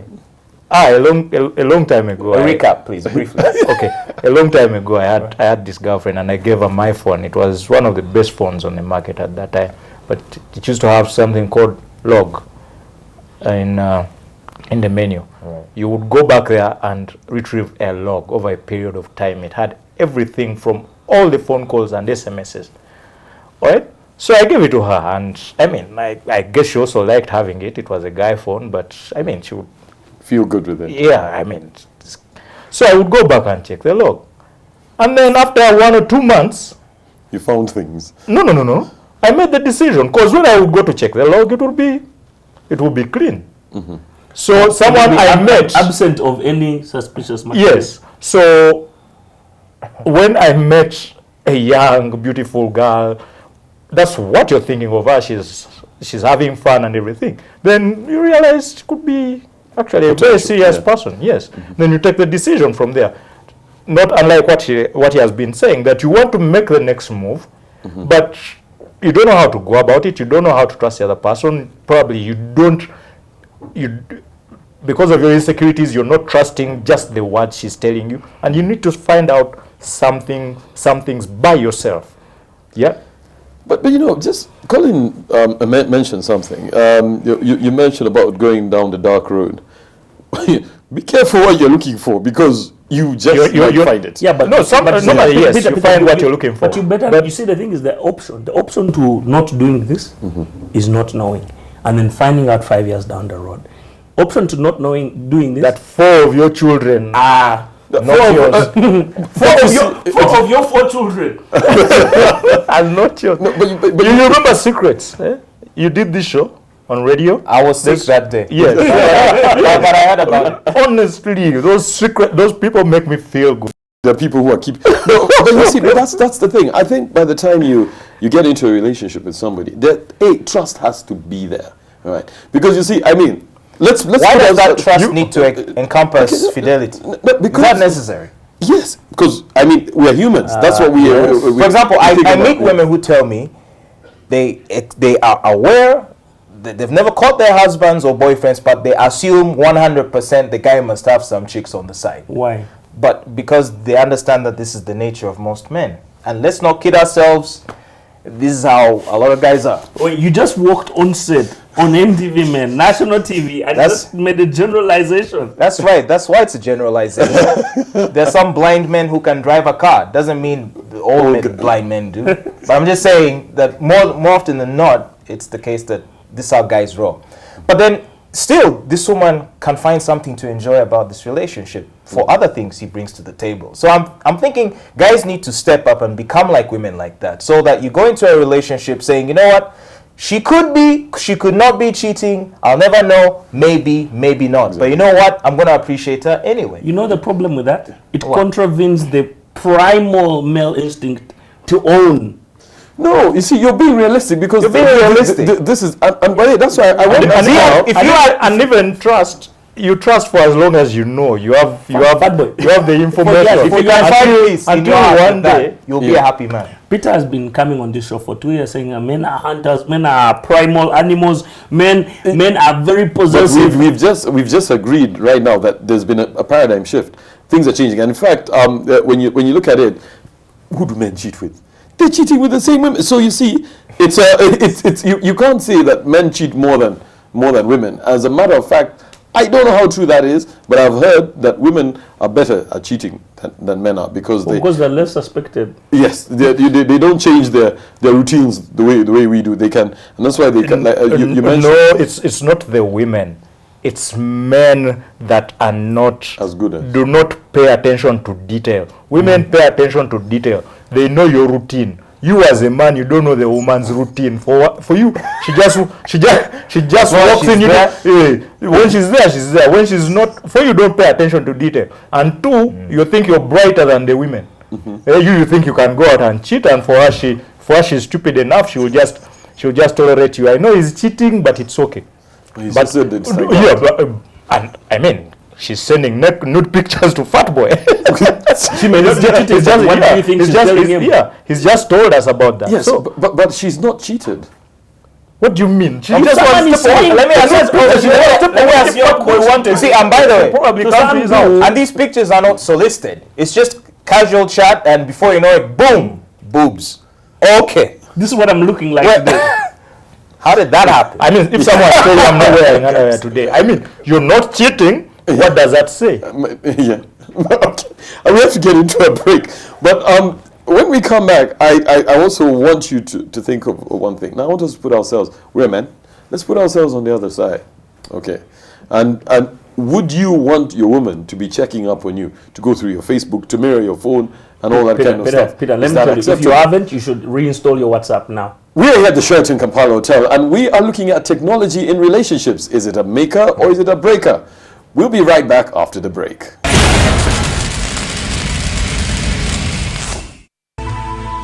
NTV, turning on your world.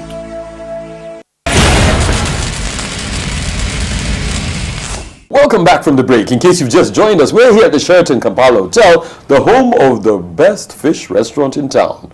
What's it called? The Seven Seas. Are you, like, we just ate there. What do you mean? Yeah. I just hoped you remembered, because you may have forgotten the fish. Was it good? Yeah. Was the lobster good? Why do you guys sound so sharp today? Yes. It's just it's a fish thing, but the best fish in town, they prepare it in the way you want. Fish or seafood? It's both. It's seafood and freshwater fish. So it's not only, that's why you can get your tilapia and your Nile perch. I think it's generalized as salmon and red snapper. Yes, so the whole bunch. And it's fresh. That's the most important thing. Cool. But don't forget, this is your show. We want to hear from you. In case you've just joined us, we are talking about technology in relationships. Go to our Facebook page, like it. It's NTV, man. Engage with the 27,000 plus people on the page.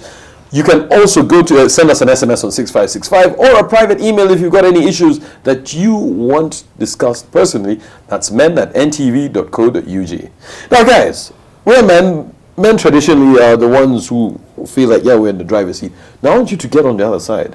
What will you do, all right, would you be okay if your better half kept checking up on you? No. Why not? She also needs to make a decision. I don't want her doing it on me, and I don't. That's how I like to approach things. Yes. Again, it's just going in. Just enjoy the relationship for what it is. Don't spend time worrying about what she might be doing, and let her also not spend time worrying about what you're doing. No, I'll give you my view of that.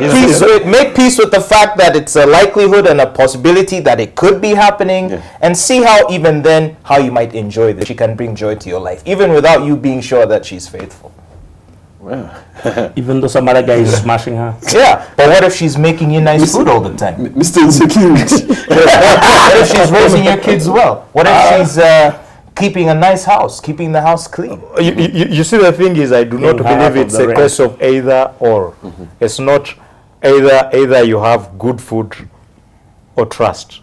I think they can still make you good food, they can still give you good kids, while they are still not cheating on you. But that's what I would prefer. My take is very, very simple. I'd like to put this person in a situation where they do not feel they have to check my phone. That's what I would prefer.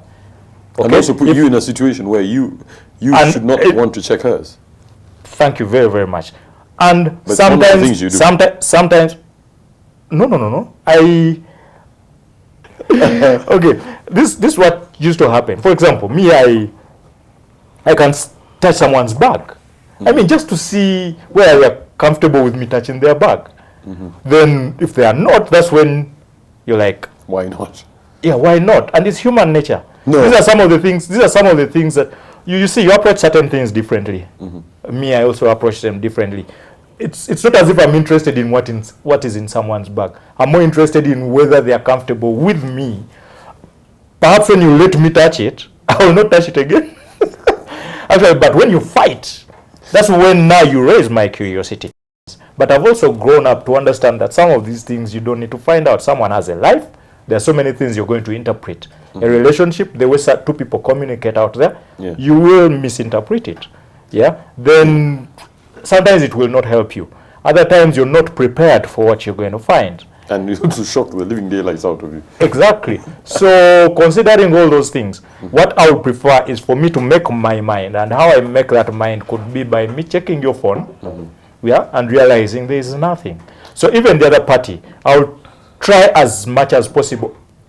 Even then, a guy, whether you're cheating or not, why would you do this and let evidence stay in a place where it can be found? I find that weird, unless you're disrespectful. So you clear it out. But then now that brings Fatboy. Joseph here has advised keep your books clean. Okay. For the accountant. For the accountant. Because if you don't, it's a sign of disrespect. Are there any apps out there that guys use to track or to keep their behinds covered? Oh yeah. I'm going to tell you about an app. I won't say its name because I don't want to advertise it. Because, well, anyway, I'll tell you what it does. There's this app that's there for Android phones. If you what you do is you install it discreetly in the phone of your partner. The best way to do this, of course, is to buy this phone as a gift. To say, oh, honey, didn't you tell me you wanted that latest phone? Well, here it is. Here it is for you, honey. And she'll just be so happy and be like, oh, my God, this guy loves me. She'll take the phone. She'll use it. So what the phone does, once you've installed this app discreetly, each time any text message has been sent, whether through Facebook or ordinary phone text or WhatsApp, you will receive a copy of that message instantaneously. Also, if any call is placed to her, the call will be routed to your phone so you can eavesdrop on the conversation. It's also possible to program her phone to make a call at a certain time discreetly without her knowledge, such that she could be somewhere and say you've programmed it to make a call to your phone at 7.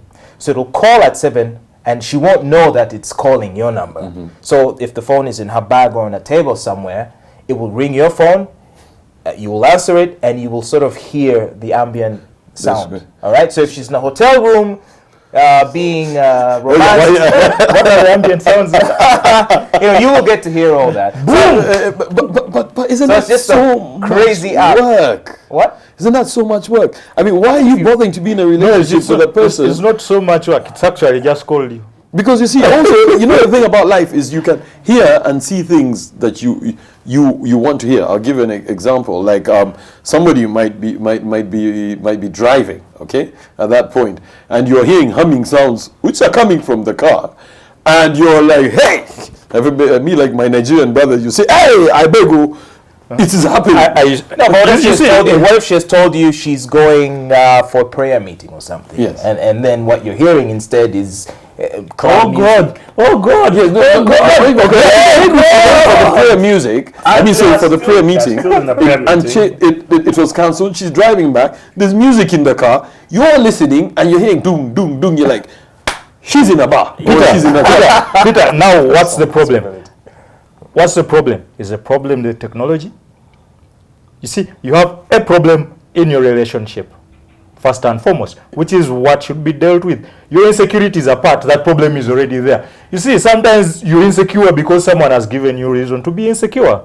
Yeah. So this is just helping then you confront it. Don't. No, I mean, but you see, this is the only way you're getting evidence. This is the only way you're getting evidence. You can even mirror WhatsApp. You can mirror people's WhatsApp. So you know who she's chatting with and all that. Yeah, Say that once. You never have to reply, but it's just a sense of just comfort, you know, and also it's just good to just to keep an eye. Keep an eye. Because we live in an age where information is power, Peter. True. You never know which dude, for me, it's just really just like knowing which of your dudes around you can trust. Because you're hanging out here with... Then don't hang with them. And then next time he's like sending your chick dick pics. It's just crazy. Now, we reach that point when we have to wrap up the show. I think that only the paranoid will survive. Like, you've got to be paranoid because, I mean, there was a time when, you know, if you knew someone... What's the difference between that and insecurity? No. I'm saying, it's okay to be insecure, but I'm saying you've got to be actively paranoid. You guys don't know anyone who you know, guys like denying no, and then chick calls her brother who calls her homie, and then all of a sudden there are printouts of his call records and text messages, and you guys know people like this, and the dude is just like, you know, stuff it. So you've got to be paranoid. You've got to know that there's access to this. So if you need, you do what you need to do. But most of all, just pick a person who's right for you. You know, I think it's important to have the right amount of paranoia. Paranoia keeps you safe, keeps you aware, keeps you alert. But more importantly, I guess it's important to make peace with who you're with. Mm-hmm. And that comes with background checks, you know, psychoanalysis of people you're dating. You've got to know where the boundaries are. Because if you're dating a person and you know that it's within their psych possibility that they could go all the way to the 9 on a scale of 1 to 10, they could go all the way to 9 in crazy form, then you have to be aware of that and make peace with it. Mm-hmm. And you know their personality types. And I think that I think which is also, ironically, which is also the best part of the relationship, getting to know someone, getting to connect with them. That same process allows you to know and gauge the limits. But then just before we get to Fat Boy for your parting shot, do you guys know that it's actually illegal to get somebody's phone records to check their WhatsApp messages and all that? Do you not have relatives? And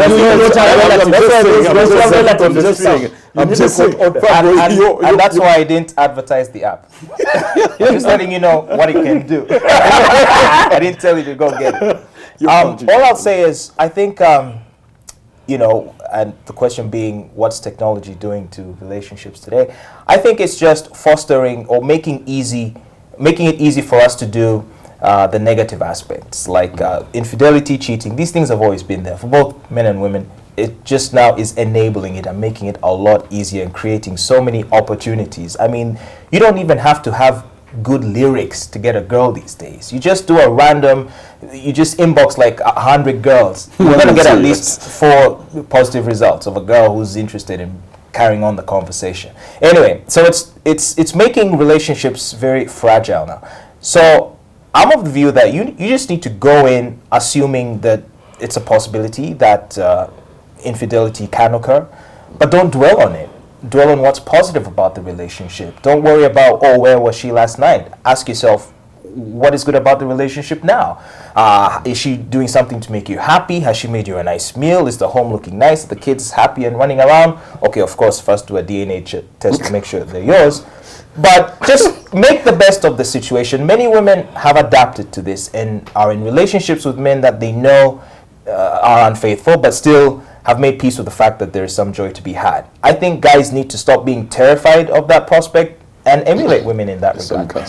Stop Make being peace. terrified. Make peace. Accept your fate. Accept that it's a possibility. You seem to misunderstand me.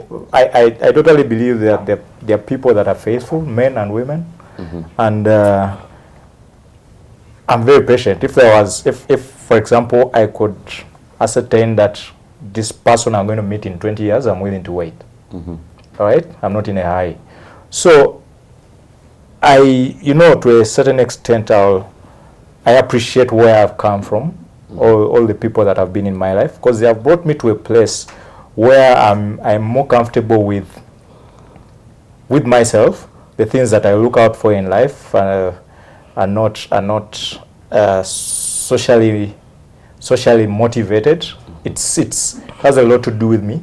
Even the partners that I pick, it has a lot to do with how I feel about them. What I think is that this social media, the reason I don't want to be like you asked me when the show just started, whether I'm friends with I would like to be friends with my girlfriend.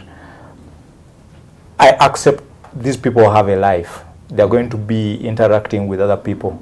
If you want, those interactions can be misinterpreted, and you want to give them their space. These are people that I'm friends with, people that used to be my friends. I just don't want to be, because people are expressing themselves here, and women tend to express themselves differently, and they go out on impulse and say certain things, and I just don't want to be a part of that. Let them live their life. I think it is safer for me. Not because I'm worried or scared of anything, but just to appreciate that people have lives. The same way I'll talk to people, not because I'm in relationships with them, but because I talk to them. They're my friends. Great stuff. Now you've heard it here from all the men. Fat Boy, thanks a lot for coming on the show again and for unveiling, electrifying our audience. Yes, it's my job to tell it like it is. Sure, we appreciate it. Now we're here at the Sheraton Kampala Hotel, home of the best seafood restaurant in Kampala, Seven Seas Restaurant. Make sure you grab a bite of either seafood or fresh water fish. We hope you've learned a lot. Don't forget, this is your show. As I always say, engage with the 27,000 men family on Facebook. That's men at NTV. Or follow us on Twitter. It's NTV _. Or follow us on Twitter. It's NTV_men. Have a great night, and we'll see you next week. Take good care of yourselves, because Colin cares for you. Yeah.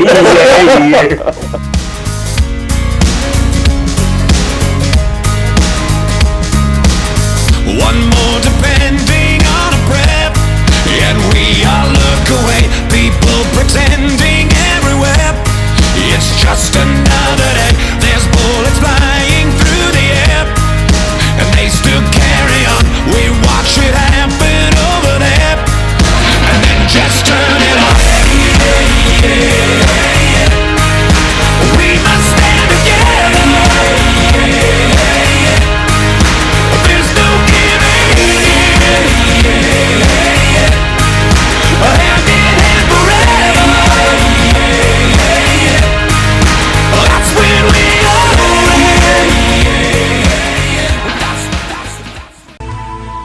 NTV, turning on your world.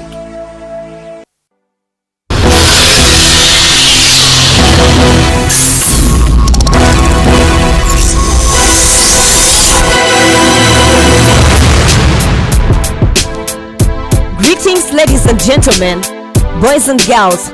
This is a new speed presented to you by Ladies Like and Survivor.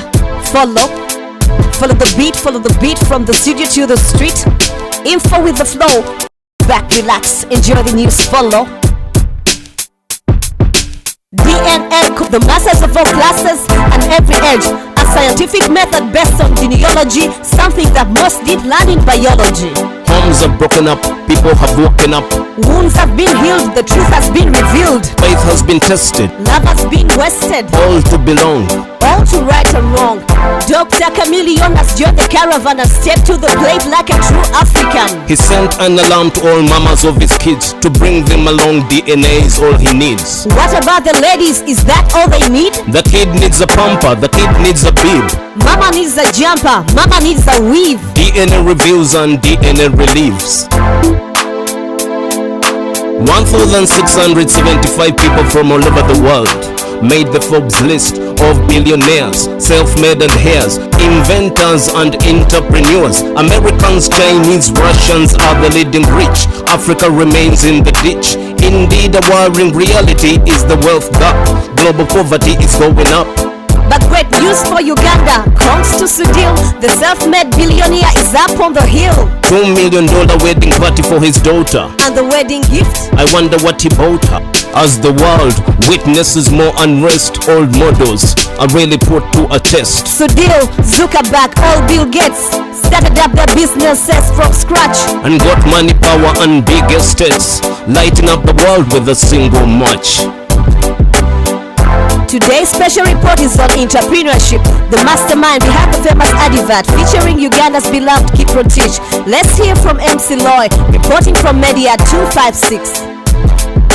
Uganda has the youngest population in the world. 7 out of 10 people are less than 30 years old. 8 out of 10 are unemployed, even with a degree or diploma. Finding work is still a drama. Too many job seekers and too few job creators. Down with Isaac, a both young man who didn't wait for his luck. At 18 he started his own media company. Now he's 24 and he's got 7 employees. His company is called Media 256. And Isaac made it on a very special Forbes list as one of the 30 young entrepreneurs in Africa. What a great inspiration for the youth in Uganda. Message to the people watching the show. To everyone watching the show, if you're out there and you have an idea, you have a concept, go ahead and get started. Don't wait for the stars to line up. Don't wait to get all the capital in the world. If we waited for capital, we wouldn't have, the likes of Facebook, Google, or any of these big companies.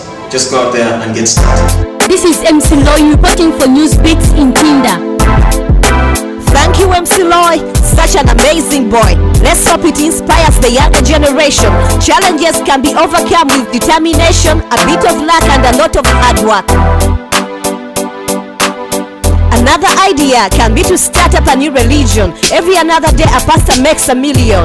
One Nigerian pastorpreneur is particularly blessed. He has a Rolls Royce and a private jet. He prays on the weak and knows how to speak. Turn the other cheek. He will take your money, your car, your wife. You will pay the price at a discount for the afterlife. They say health is wealth, but only for the wealthy.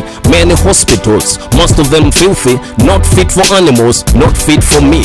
MPs agree, but when they get sick, they flee. They fly for treatment in India and America, while the rest of Uganda still die of malaria. We lack human resources in the health sector. 10,000 Ugandans for every one doctor. $150 million was the medical bill of our MPs. They must have been ill. The positive side of expensive treatment is that now we have the healthiest government.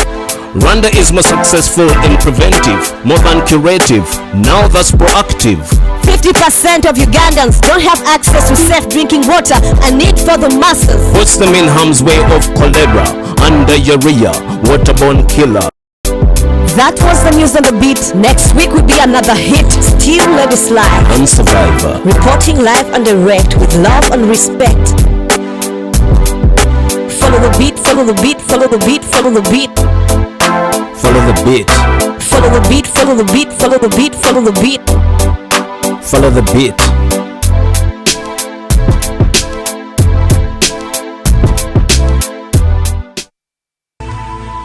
NTV, turning on your world.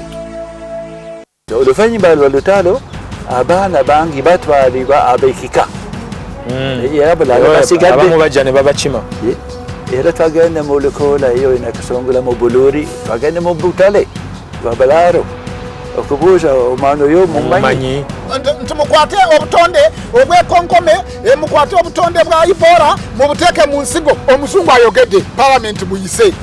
Fete bosi basajja. Omulembe guno gutuusemu n'abantu n'entondo kati waliwo n'emyaka egy'entondo. Waliwo yakingamba. Bamugamba muŋŋambe bulungi. kati munkwate empola dokita buli akwata bayibuli eno ajja kusomera bintu nga ye bw'alowooza. For example, waliwo controversy yaliwo. Tobeera mu ssuuti ate ng'oteekamu gganduula. Olina kubeerako kimu. Beerako kimu. Kubanga okusomesezza tumaze emyaka 2 tusomesa bannayuganda. Eddembe lyammwe mulimanyi oluusi n'obusobozi obulina. Nakulabira Abaganda baagala Kabaka.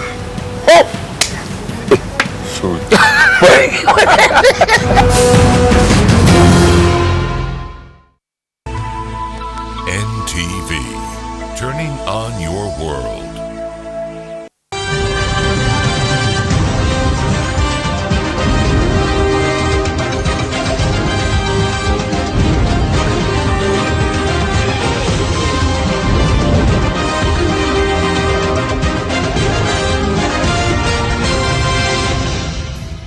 In the wake of donor aid cut threats, government through Uganda Revenue Authority has invested more effort in growing the country's tax base.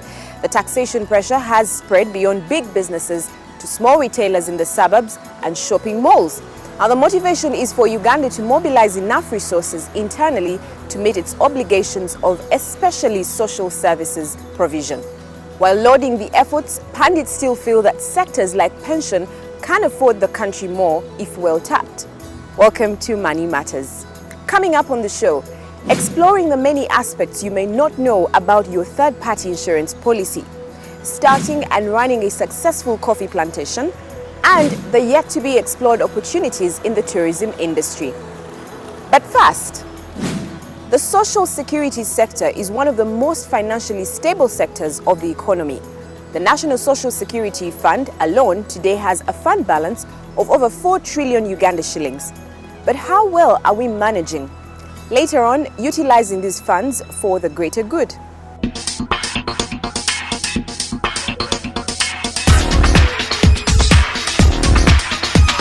First of all, it's very nice to have you on Money Matters. Now, I know you recently released what you called a transparency statement. Just give us a brief digest on what is in this statement. Yeah, this transparency statement is meant to inform our members and the general public and all the other stakeholders what we are doing. It's meant to, we are a money institution. We are a pension fund running about 4 trillion.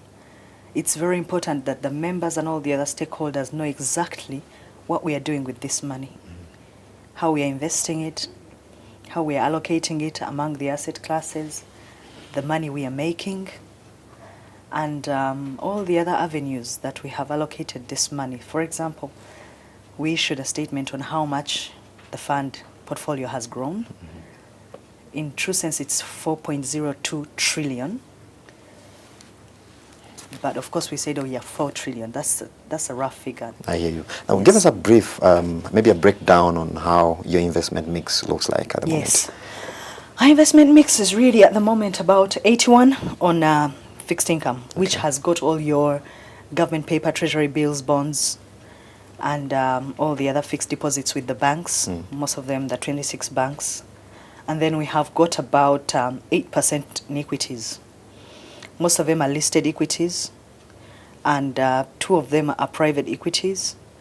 And then we have 11 in real estate. But the position we would like is a more strategic allocation where we reduce the amount of fixed income and allocate it into equities, because they are the higher paying on returns. Because in equities, we get about 15% on average return, whereas real estate we get 2% return, and on fixed income we get about 13%. So we want to sort of increase the allocation towards the portfolio that is giving us the higher return, and that's equities. Okay. And possibly in future we would like to go into private equities as well. Okay. Yes. Good. Now, when you talk about the 4 trillion, fund balance at the moment, of course, to a guy who is contributing to NSSF, the question is, it's 4 trillion, so how do I benefit out of this? What comes my way? What comes your way is basically the return. Okay. If we get that money and invest it for you on your behalf, we invest it in the region, you get a higher return. And it is a stable return over the years, because if you start saving with us when you just left university, say 25 years old, and then you close off at 55, surely if I gave you a return of a double digit each year, or at least beating inflation, you'd be guaranteed that by the time you retire, you have got something in that pot to get you comfortable. Or even if you didn't retire and you along the way you got sick and unable to work, that money should be able to help you. So when that fund grows, it is the amount of investment ability that comes with the money.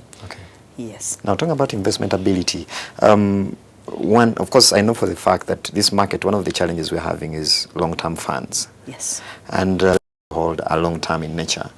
How best can we, or can the market or the economy tap into the kind of funds that you have to drive long-term investments, especially in the social infrastructure area? No, in fact, actually, there is a mismatch in terms of assets and liabilities. The fixed deposits I've talked about are mainly short-term. We have only about 3 long-term bonds that we are holding with the government of Uganda and the Bank of Uganda. And their tenure is about 5 years, maximum, I think 8. But that is not enough on a 4 trillion fund. What we would really, really like, and this is the perfect opportunity for us as a country and for the government to start issuing long-term bonds, especially around the areas of infrastructure, because this is guaranteed economic development for any country. And if we can play that role effectively, Bank of Uganda issues these, the government issues these long-term infrastructure bonds, municipal bonds. We come in, buy them. KCCA can actually issue through the BOU. We come in and buy them, and then infrastructure is growing in the country. So for us, we look for every other opportunity, and that is why I said to you in the beginning, we have actually gone out across the region bonds, and so far we have invested 177 billion worth of infrastructure bonds issued by the government of Kenya. I would wish these bonds were issued by the government of Uganda, because we are already lending. Oh, NSSF is going to start lending government. No. We are already lending government. Bank of Uganda has been lauded to have significantly contributed to Uganda's macroeconomic stability. This it does through what economists call monetary policy instruments. Sometimes, however, the bank's moves fail to deliver the desired outcomes. In Inside this week, we explore factors responsible for such scenarios.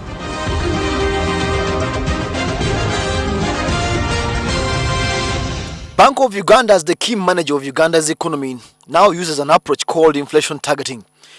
When the bank moves up or down the monthly central bank rate, depending on the level of inflation. For effective management, the financial market must respond to central bank actions, but it doesn't always happen that way. Markets may not fully respond as desired. And that's what we have seen some elements. We all know that lending interest rates have not behaved as we would have desired.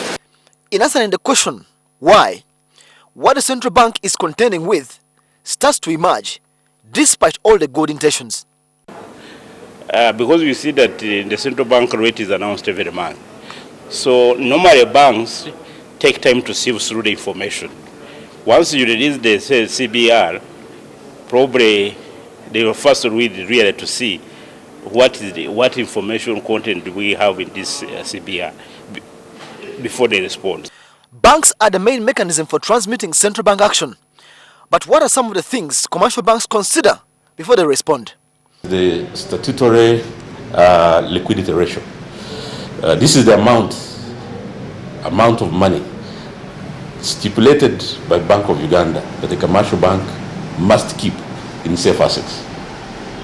What does that do? It takes away this funding flexibility or lending flexibility, because that money is not available to the banks. Secondly, while we see banks, some of them responding, some not responding at all, I think there is lack of vigorous domestic banking system. So the banks can afford not to hurry as they look at the cash they hold. But there's another factor also to do with liquidity available for credit. that the dominance of NSSF is also another issue that actually impairs or undermines the effectiveness of monetary policy. If NSSF came and said, I need to make a deposit, fixed deposit, but my return should be 18%. If you're going to be fixing a deposit for a big provident fund or pension fund at 18%. So regardless of what the central bank does, once big players price, rates will not necessarily go down. In a nutshell, when you take sum it all, the effectiveness of monetary policy transmission depends on how much of an impact does the policy rate have on the funding, cost of funding for banks.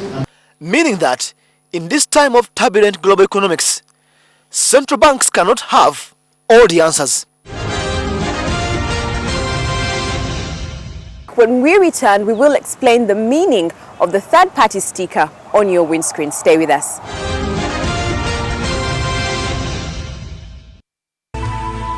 NTV, turning on your world.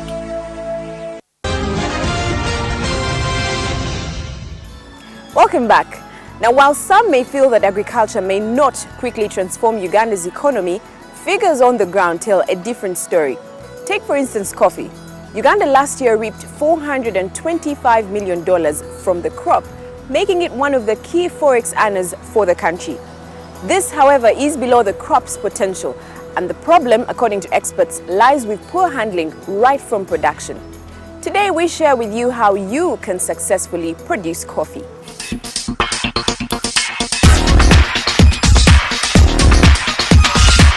Coffee is today Uganda's leading crop export, not to mention the fact that it's also the world's most traded crop. This reality, coupled with growing coffee demand, even in traditional non-coffee drinking countries like China, economists contend that it falls among the most lucrative crops to grow. A key component in this planting materials. This is what you do in the process of developing your own clonal coffee planting materials. There are two ways in which we can propagate coffee.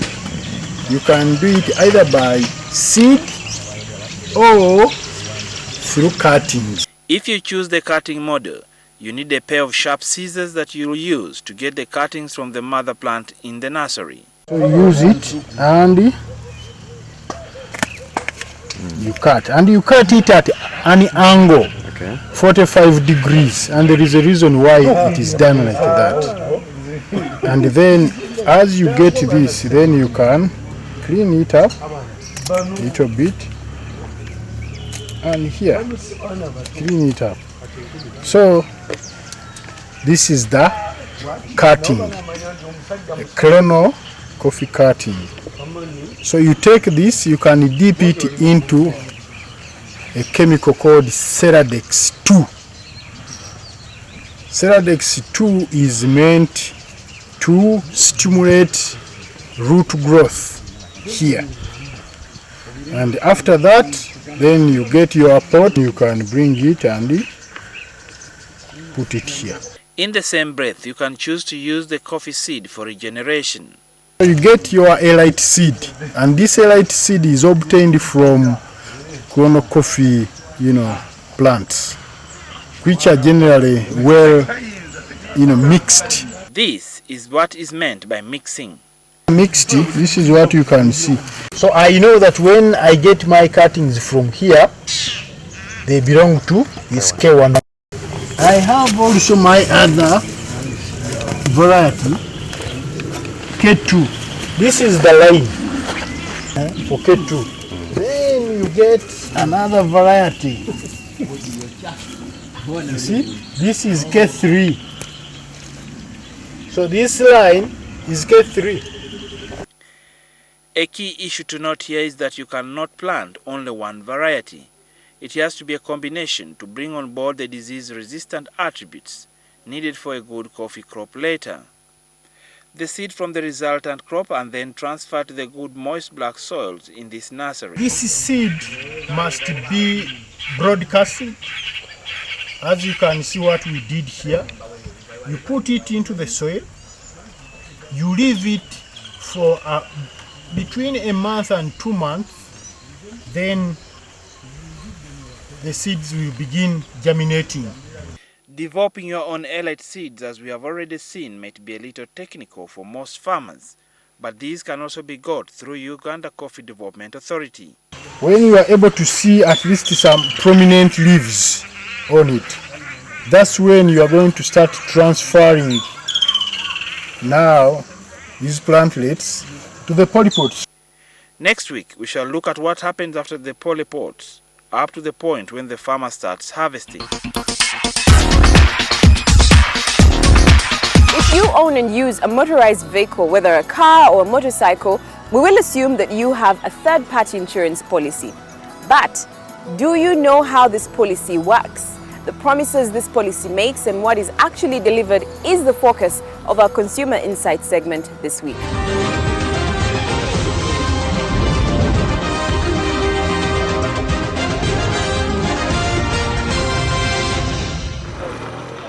You must be familiar with some road accident cases where the person deemed to be in the wrong immediately digs into his pocket to sort out his victims amicably, despite having a third-party policy.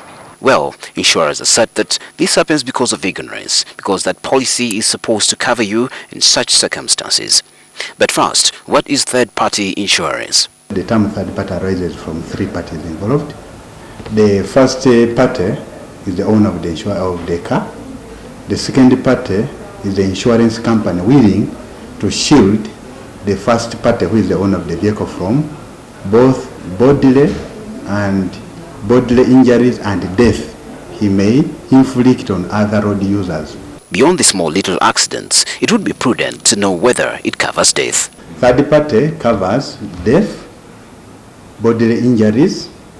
Bodily injuries, here we come in even in terms of meeting the medical expenses. So death is covered. And when you look at the statutory third party, in this case, you are looking at maximum 1 million. But can 1 million shillings sufficiently compensate a life? Maybe that's a topic for another day, but there are options for one to expand this cover. For cases of comprehensive, we have enhanced that. In fact, the minimum you can get for under a comprehensive cover is 5 million for bodily injuries and death per person, and then maximum for in aggregate at any one time, that is 50 million, and then there is also the third-party property damage, which goes up to 10 million. Police, however, says we have some insurance companies. I have talked to them through the associations who are making it a bit difficult for claimants to get their compensation. Albeit small, it is small. So how does one go about seeking compensation if an accident has occurred? As far as insurance is concerned, we are just asking you to go there and prove that that particular accident happened. Okay, that is one. Then in the event that somebody have injured somebody, ideally would they request you to assist that person seek the medical attention. Let it be first aid to stabilize the person, and then from there any money which would have incurred will be reimbursed to you at the time of when the claim has been logged in. We would also need a copy of the driving license to prove that that person is legally allowed to be on the road, in addition to completing a claim form and premium having been paid. According to police, where policyholders are supposed to report in case of accidents, there is a bit of laxity by insurance firms to educate their clients on what to do in case of accidents. The insurance companies have not educated motorists and road users of how to get these claims. They have not. They only come to the place when they are changing stickers or they are increasing their fees. They increased recently. In Opportunity Strikes this week, renowned tourism entrepreneur Amos Wekesa shares with us how the industry turned round his fortunes. Take a look.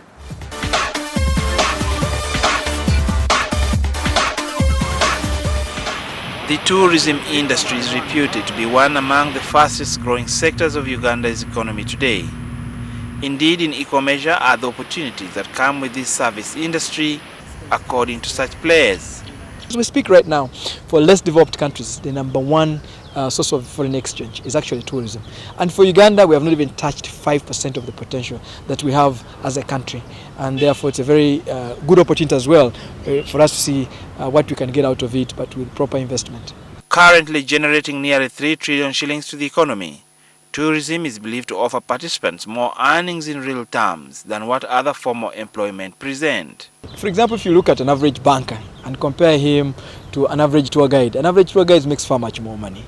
If you look at investment in accommodations in national parks, there's investment in accommodations within the city. There's also supply of arts and crafts. There is, you can be a waiter, you can be anything in tourism. It just depends on how you position yourself. However, being a service sector, from the very start, those seeking opportunities within tourism have a strong business reputation in order to succeed. A satisfied client can tell 1 million people through the internet. A dissatisfied client can tell the equal number using the social media and internet. So it's important that you make sure that every client that passes your hands is very satisfied, and that will make you grow. Many of them will come back, they'll spend all their time talking about your business, and that's how it works. Having succeeded thus far, upon striking the opportunities that accrue from tourism business, Amos Wekesa shares with us his own very experience.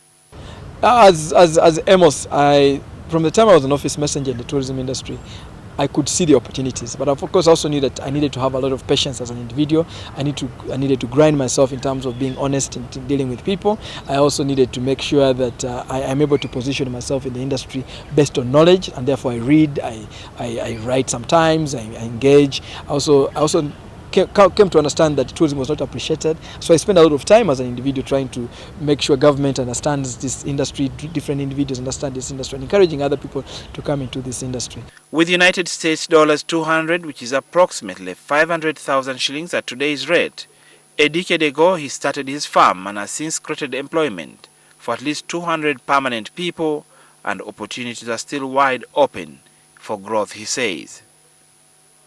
I've enjoyed tourism myself. It has made me travel. It has made me see the world just beyond the amount of money that I'm able to make or able to make as Great Lakes Safaris as a company.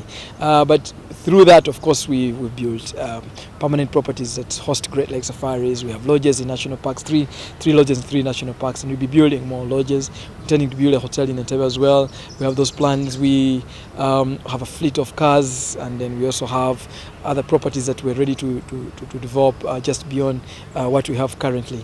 And all these have been opportunities that have started from nothing, just because we've been consistent with our supplies of services to our tourists. This is Wekesa's advice in as far as one must take full advantage of the opportunities in the tourism sector are concerned. I think everyone must know that the quickest and the fastest way that will create jobs for the young people who are now looking for jobs or graduating from institutions is going to be through tourism, nothing else. A look now at the boss's activities, focusing on the gainers and the losers.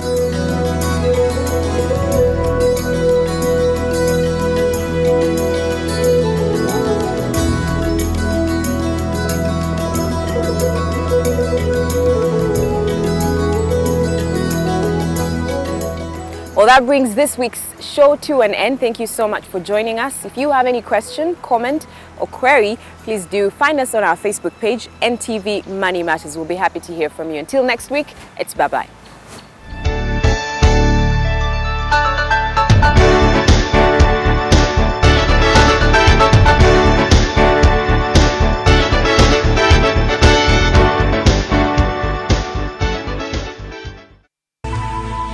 NTV, turning on your world.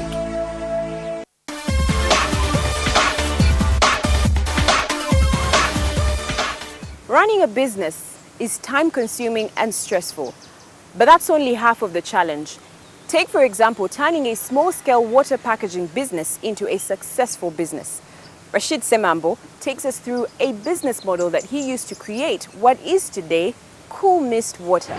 So, as Cool Mist, we sat down, thought hard, and realized that it's possible to give quality at an affordable price, because the simple business idea is cost of production plus a small margin will determine the cost of the product. This entrepreneur also says that one of the first steps in the business planning process is determining who your target market is and why they would want to buy from you. A wise man once said that the difference between a rich person and a poor person is a rich person is one who spends $1 less than what they need, and a poor person is another who spends $1 more than what they need. Cool Mist looks at educated people, non-educated people, with all these desires and needs. People require to get the best at the best price, and the best price always is an affordable price. But how do such businesses make money amid a host of challenges of selling, delivering, financing, managing and growing the business with little or no staff while trying to market it? We have very many dreamers, unfortunately. Many dreamers among the youth, among business community, who think that the only way you can succeed is by making high-end products. Indeed, there's some wealthy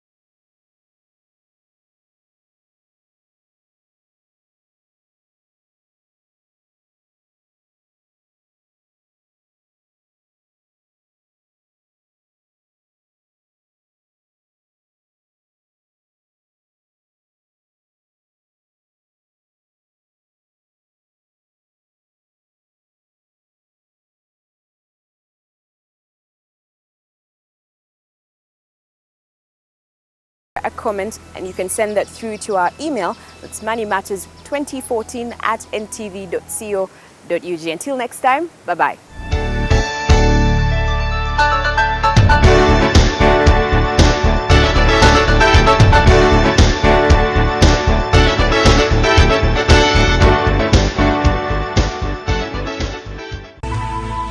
NTV, turning on your world. Oluvannyuma lwa lutalo abaana bangi batwalibwa ab'ekika era abamu bajja ne babakima. Era twagenda mu Lukoola eyo inakasongola mu Buluuri, twagenda mu Butale Babalaaro okubuuza omwana oyo mumanyi nti mukwate obutonde obwekonkome mukwate obutonde bwa Ebola mubuteeke mu nsigo. Omuzungu ayogedde palamenti muyise bosi basajja. Omulembe guno gutuusemu n'abantu n'entondo kati waliwo n'emyaka egy'entondo. Waliwo yakiŋŋamba. Bamugamba muŋŋambe bulungi kati munkwate empola. Dokita buli akwata Bayibuli ajja kusomera bintu nga ye bw'alowooza. For example, waliwo controversy yali olina kubeerako kimu. Kubanga okusomeseza tumaze emyaka 2 tusomesa bannayuganda. Eddembe lyammwe mulimanyi, oluusi n'obusobozi obulina. Nakulabira Abaganda baagala kabaka.